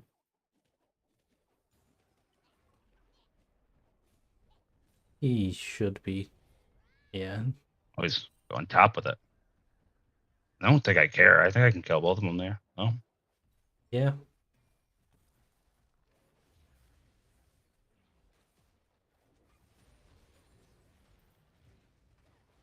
Damn. Oh no. No way. All right. That's a shame. You just had to auto attack him out of his ult there. Yeah. I was blinded at first, and then Yeah, you had a bit of time. All right, it's kind of awkward again because we don't have the wave in position for this Drake. I think we just have to run bot and try to help this team kill the Samira because she's just gonna fight. Do you agree? Yeah. Also, I mean, that champ is disgusting. Why is their support 1v1ing our 6, 2, and 7 jungler? Right. Wild. I genuinely like. Wild. I think Tonkench is Um, just the most broken mhm. champ in the entire game. It's crazy.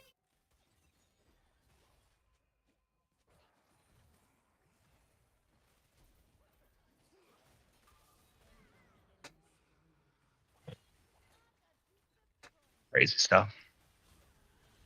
Okay. Okay. We're still alive. I mean, they get the trade, but it's Look Tom at this guy. Cringe He's just 1v1 him. just killing Vladimir. Like, Yeah. yeah, he kills him. He's 1v1 our jungle and our, yeah. Oh, Vlad got the Q off. No, he's dead anyway. Unless. Oh. Nice! Sivir with ult to save, but we need to be defending our turrets and getting our waves.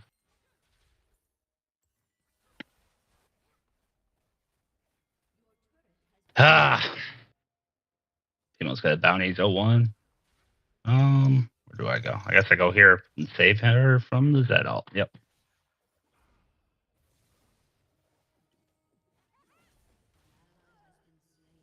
Damn it, I hate that champ.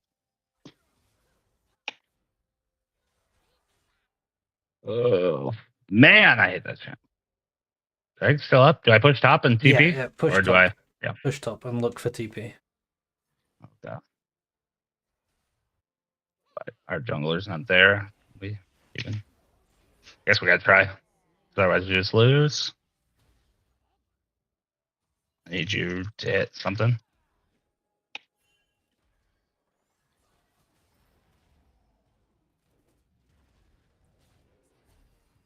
No. You didn't have your No, rock. the Nami bubble. You just needed your rock there so you could keep Yeah. slapping it on her. Yeah. I think actually in this game there's just been a couple of like micro misplays in a row.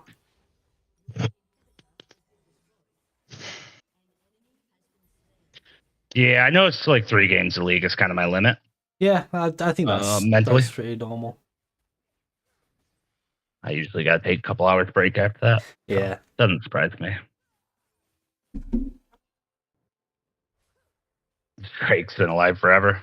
Oh, Tom Kench killed their whole team. I think you are Diana. still getting baited into the like Yeah. I must fight this now. Like you sort of see one of your teammates fighting someone and you like you have to join in. Yeah. Yeah, I think it's just gonna take me a while to unlearn. Yeah.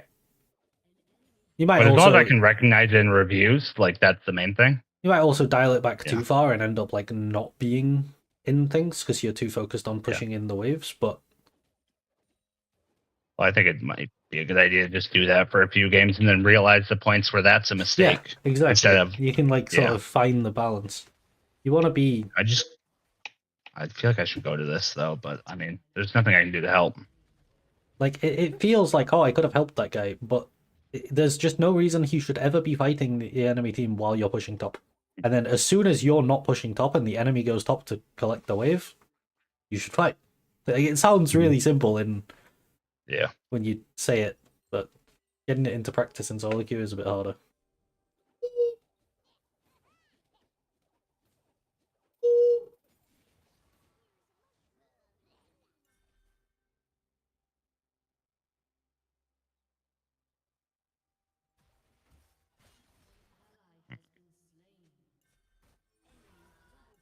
Okay, I mean, reset and go there. That's just not. Don't even know. There's nothing you can do about that. Like, the fights where Samira killed you, where you were in the fight, you could probably do something different. But all the times where the enemies are just killing your team, I think I can save our base though. So yeah.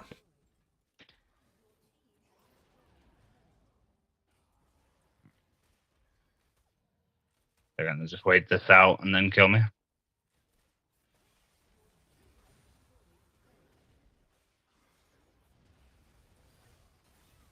Yeah.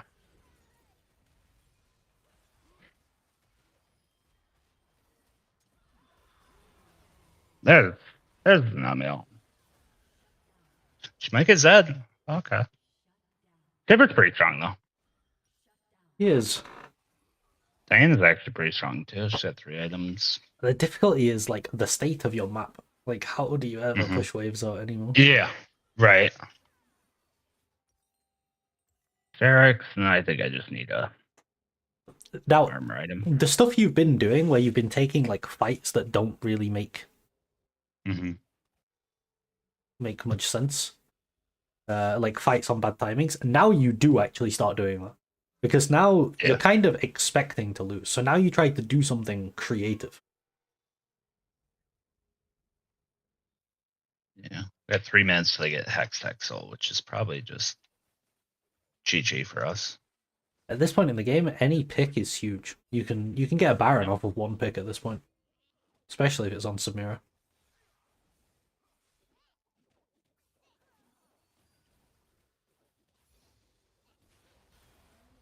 There you go. I'd honestly just start Baron. Like, ping your team to start Baron. It's your best chance of turning this into a win. Because right now you're trying to turn a loss into a win. Yeah. Oh.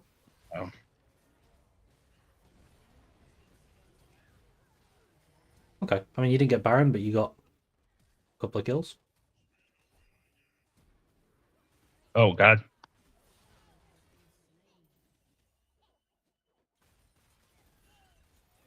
Nope.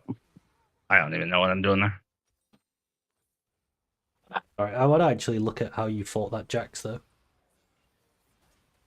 Did I want to show you with that? Yeah, he the auto. I should have. I don't know what I was doing with my Q at the time. Oh. Okay. Okay. When Sivir up? Nah, not soon. No.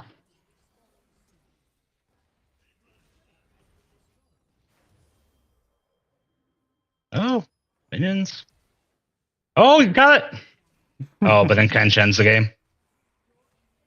The demon, Tom Kench. It's always Tom Kench. I never see any other support just completely like take over. That champ is just unholy. Look at it. Look like what? Don't die. He's just out. Yeah.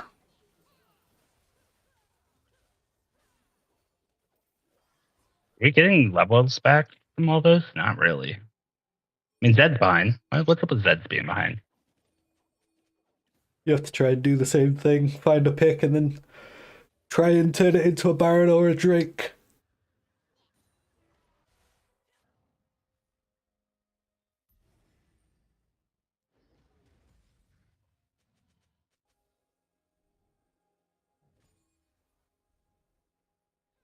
Guess it's cover her and help her. Oh, God.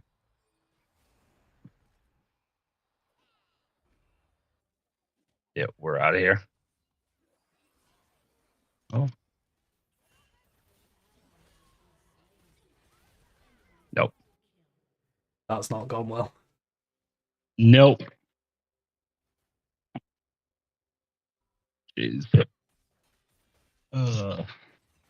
Since I saw the people come in and through, I should have just gone and like I didn't know who they are, but yeah, she thought she could solo Baron, which is an interesting thought.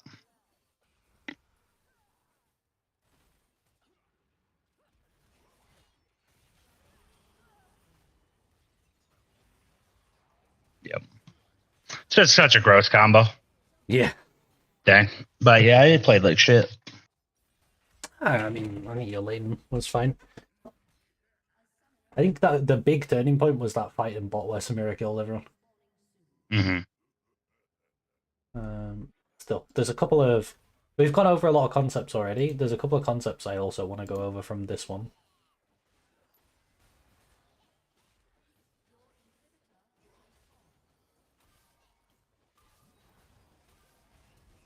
Oh. But it's still going. God, why can't I auto attack?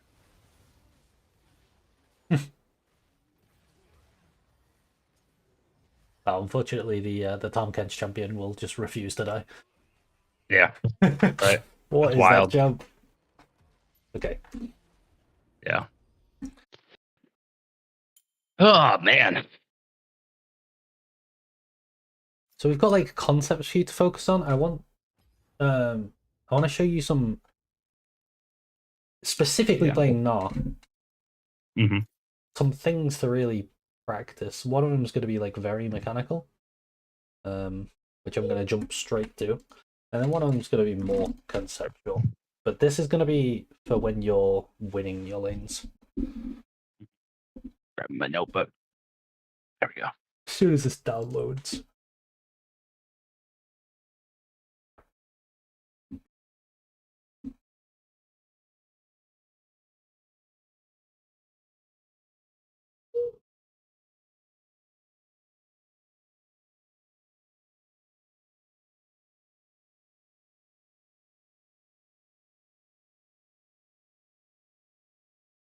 Come on. Why is it taking so long to download the replay? I don't know. But it does feel to me like, yeah, that's just my best champion right now. Yeah. Which is crazy because I played probably like 200 games straight of just Gnar back in the day. But I don't know. I felt like I was so much better at him than I used to be better at him.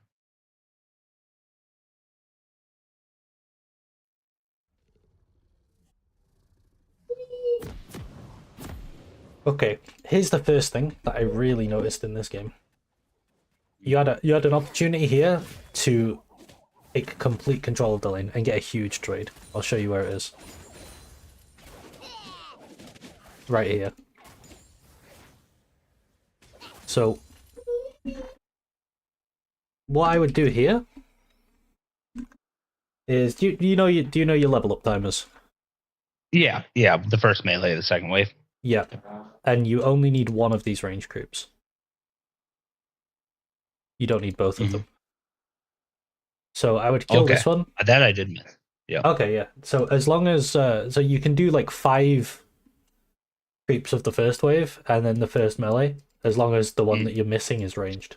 Because the range gives somehow less XP. I didn't pick up on that one of the melees from the next wave died. It didn't, but what you can do is like, so here I'm waiting to see which minion my minions target. So here you last hit this range because you need this ranged, and then you need one melee. And I see they've targeted this one, so I'm going to focus this one. So kill this, and then I would probably take E and jump on his head and just trade with him. You think so? You think? You think I win that trade? Level 2 into level 1 when he has E, yeah, for sure. Yeah. Yeah, E is actually really strong because it gives you attack speed. Yeah. Because you could already be level 2 right now, and you could jump on him and start hitting him, and then what happens is by getting that really good trade, he has to back off, and then you get push, and then you get level 3 before his level 3, and then you can repeat, and then you crash the wave, and then you're in that really good state where you've crashed a wave and chunked him. So just playing around your level up timers and like being really ready for them, I would say is one thing. Yeah. On a mechanical basis, it was here, wasn't it? Yeah, I think so.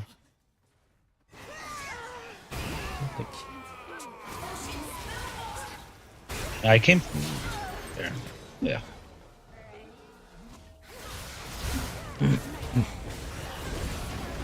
Okay. So this Jax should be 100% dead. All you have to do here is just... literally, the whole concept is just keep this distance the same size. So, I mean, the word for this is spacing. But basically what you want to imagine is that there is a tight rope between the two of you. Or like, not even a rope, there's like like a tow bar on the back of a truck or something. So like, if Jax moves this way, it pulls you that way. And if he moves that way, it pushes you that way. Like, the distance between you has to stay the same. That would mean that you can hit him and he can't hit you. So this is good, you're in range. So all you have to do is, he walks that way, you walk that way. He walks that way, you keep walking that way. He walks that way, he turns around. And I think I gave up on him for the Samira, but you're saying I shouldn't have. And then as soon as he turns around, you want to keep walking the way he's going. And then I think you kind of give him the gap. Yeah. You also, the gap doesn't need to be that big as well. The gap can be you can be just outside of his E. Yeah. but yeah, the better you space people as Gnar. The reason I said it is because of how late you turned around. So let me kind of show you. So what I would do here is I would auto attack him now, or like now, you know, because if you auto him now, by the time it hits him, the E's gonna end, and then I would stop moving with him. But it's something for you to practice. If you watch the really good Gnar players, they just space people into oblivion. Yeah, I have watched them, and I'm very jealous of their spacing because they're freaking good.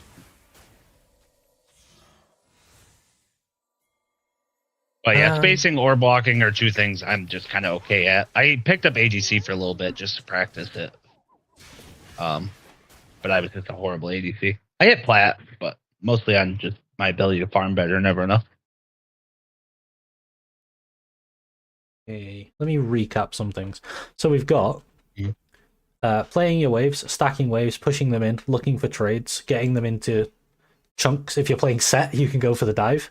Otherwise, you can just base and come back, and then you're looking to, when you come back, you're looking to thin the wave to break the crash, and then you can look for your all-in, which your all-ins on, like, in this zone have been really good on Gnar. So if you can get really consistent at setting yourself up for those, or even on set, you can set those up, right? You can set those up. You can do stuff like you can push the 3 waves, dive them, and then the wave will bounce back, and then you can break the crash here and kill them again, and then you can put, and you know, like that. You create like a cycle of winning plays. For warding, I haven't really covered too much because I just want to keep it simple. Or I would say, you know, like when you start your slow push and you're looking to stack waves into their turret, just ward here. That's that covers like most of it. We did some very basic jungle tracking. Basically just deductive reasoning, trying to figure out where they are, and I use the 1:30 rule to try and figure out which side of the map they're on. So, for example, let's see if it checks out. It works pretty often, right? So at 1:30, what is going on here? Okay, my Diana is top. So I would imagine at 3 minutes she's going to be bot. She's actually, what did she do this game? Okay, she's in her bot side. It's kind of right. And then I would imagine that at 4:30 she's going to be top or in her top side. Where is she? She's on her way to her top side. She's pretty slow. She's like behind pace, but you can see how it's worked. And then at 6 minutes, I would imagine she's going to be in her bot side. She's actually in mid, but her bot side camps are up. That's why, you know, things change. But you can kind of figure out what's going on. We'll see where she is at 7:30. 7:30, she's top. Sure. So I'd imagine that around 9, she's probably going to be bot. Yeah, she's in her bot side, and then I'd imagine that at 10:30, she's probably going to be around top side somewhere. She's basing. She's probably going to run top from base. She's running mid, but she wants to go top. So it's like a very rough system, the 1:30 rule, but it vaguely works, and you can use it to try and figure out where junglers are. So that's another thing we've covered. Then in the mid game, your first main objective is going to be getting this tower. That's going to allow you to push deep, and we're looking to push deep and move around the map. One thing that I didn't cover, this is going to be really nice on set. When you push this wave into here, so you play in set, you've killed this tower, you push the wave deep. I really like if you have red trinket, and then you just run through here with a red trinket. Gotcha. And then you have the ability to like kill the people in mid from behind them. You can just sit in this bush and wait for their jungler because you've swept it. There's a lot of options you can do with a red trinket. So something that I say is when ahead, go red. Because when you're ahead and you can push these waves in, you can go red, deny them vision, and make them walk into you. On a similar vein, in the late game, let's say there's a dragon coming up, right? We can push this wave in and we can just sit in this jungle. Again, a red trinket improves the consistency of this massively. The other thing we can do is push the opposite lane and then TP in. Didn't manage to actually get that to work. I think with your TPs, you were getting baited into solo queue madness. Really try not to get baited into solo queue madness. Yeah, very chaotic games. Yeah, your teammates. Yeah, and I don't I don't do well in the chaos. I keep feeling like I need to be doing something different than I should be. Yeah, yeah. Is there anything you want to go over while we're here? I'm just making a list of stuff to keep in mind. Okay. Push, crash, cycle, thin waves, freeze. A big one for know. you, a really big one for you, is because you've actually been coming out on top 1v1 in your lane every single game. So let's say you chunk this guy out or you kill him. The first thing you should think is, where is the enemy jungler? Because there's been 2 instances where, one, you didn't actually die, but you were really vulnerable pushing it out, and then in this game you actually died after you chunked him out, you made him base, and then you died. Mm-hmm.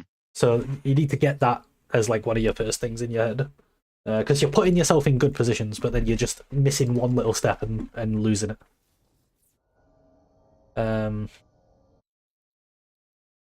Let's think. What else have we gone over? I think that was most of it. Yeah. I got back faster on there. Yes, A lot yeah. of times The I'll wait quicker around you for a can do moment. your bases and your shopping, that would be really good. Look for your next play. Yep. Yeah, yep. back faster, Really shop good. faster. So yeah, well, while you're pushing, be thinking about the next step. Yeah, you're kind of PvE gameplay, like you're pushing the wave out and you're not really interacting with anyone, and that's when you can look around the map and really be like, okay, what's going on here, you know? And you can like physically, you can like F key to your teammates or even just click the map and move it. Yeah, the only time I ever use the F keys is when I'm facing a Nocturne, which I should use more often. Yeah, makes sense. And then we didn't really get to the point where what's going to happen is, if you implement all of this and you're getting your waves in the good positions and you're standing in these jungle and you're sweeping through and you're playing around objective spawns with your TP and stuff, you're going to end up playing a lot of 5v5 or 5v4 fights on objectives. So once we get into those, you're going to be thinking about like, what's the best way to play the fight on your champion. So if we're talking about set specifically, there's like 2 main ones, which is, let's say this is the enemy team and this is your team. You can like come from here and flank them, and you can maybe ult their backline into your front line, or you can play it the other way around. If this is your team and this is the enemy team, you can look to stand here and you can look to ult their front line into their backline. There's a couple of ways, but just like, it's hard to really say because we didn't see too many like actual team fights in these games. But when you do get in them, those are really good things to just review. Like the team fights are the main thing where if you look at them and go like, how could I have mechanically played this better, or like even conceptually, like what angle should I have come from, where could I have found an edge in this fight, how could I have played it better? As well as holding your TP for the dragon. I didn't really get into it, but this is very important on champions like Gnar and Set that have Set has E and Gnar has ult. A flash Gnar ult is a lot more deadly than a normal one. So if you can save your flash, oftentimes it's I even will like die and not flash, just so that I have my flash for dragon. The main champion I use as an example for this is Darius. Like I see a lot of Darius players using their summoners before an objective, and then it's like the Darius has to try and play the fight with no ghost, no flash. And he's like half the champion. He's basically useless. Yeah. So you can bear that in mind as well. Don't really obvious one. Don't waste your ult just before an objective unless you're going to kill someone. And then finally, if the game does end up in like this sort of position, this is when you stop trying to play control. Like when you're behind like this, then you start embracing the chaos. Because if you're ahead and you play controlled, they don't really you kind of choke them out. But if you're behind and you play controlled, they choke you out. So when you're like this, you're looking for picks, and then you're looking to do things while the enemies are dead from your picks. Okay, any questions? No, I think I got a list of stuff to work on here, so I think that's good. Right, nice. The other thing I would say is just play as many games as you can and shoot me any questions if you want in Discord. You got my Discord. If you want to send me clips or whatever, go for it. Awesome. Appreciate that. Okay. Thanks for joining. Yeah, thank you. It's a big help. Great. All right, I'll see you around. Good luck in your games. Right. Awesome. Appreciate you. Thank you. Bye.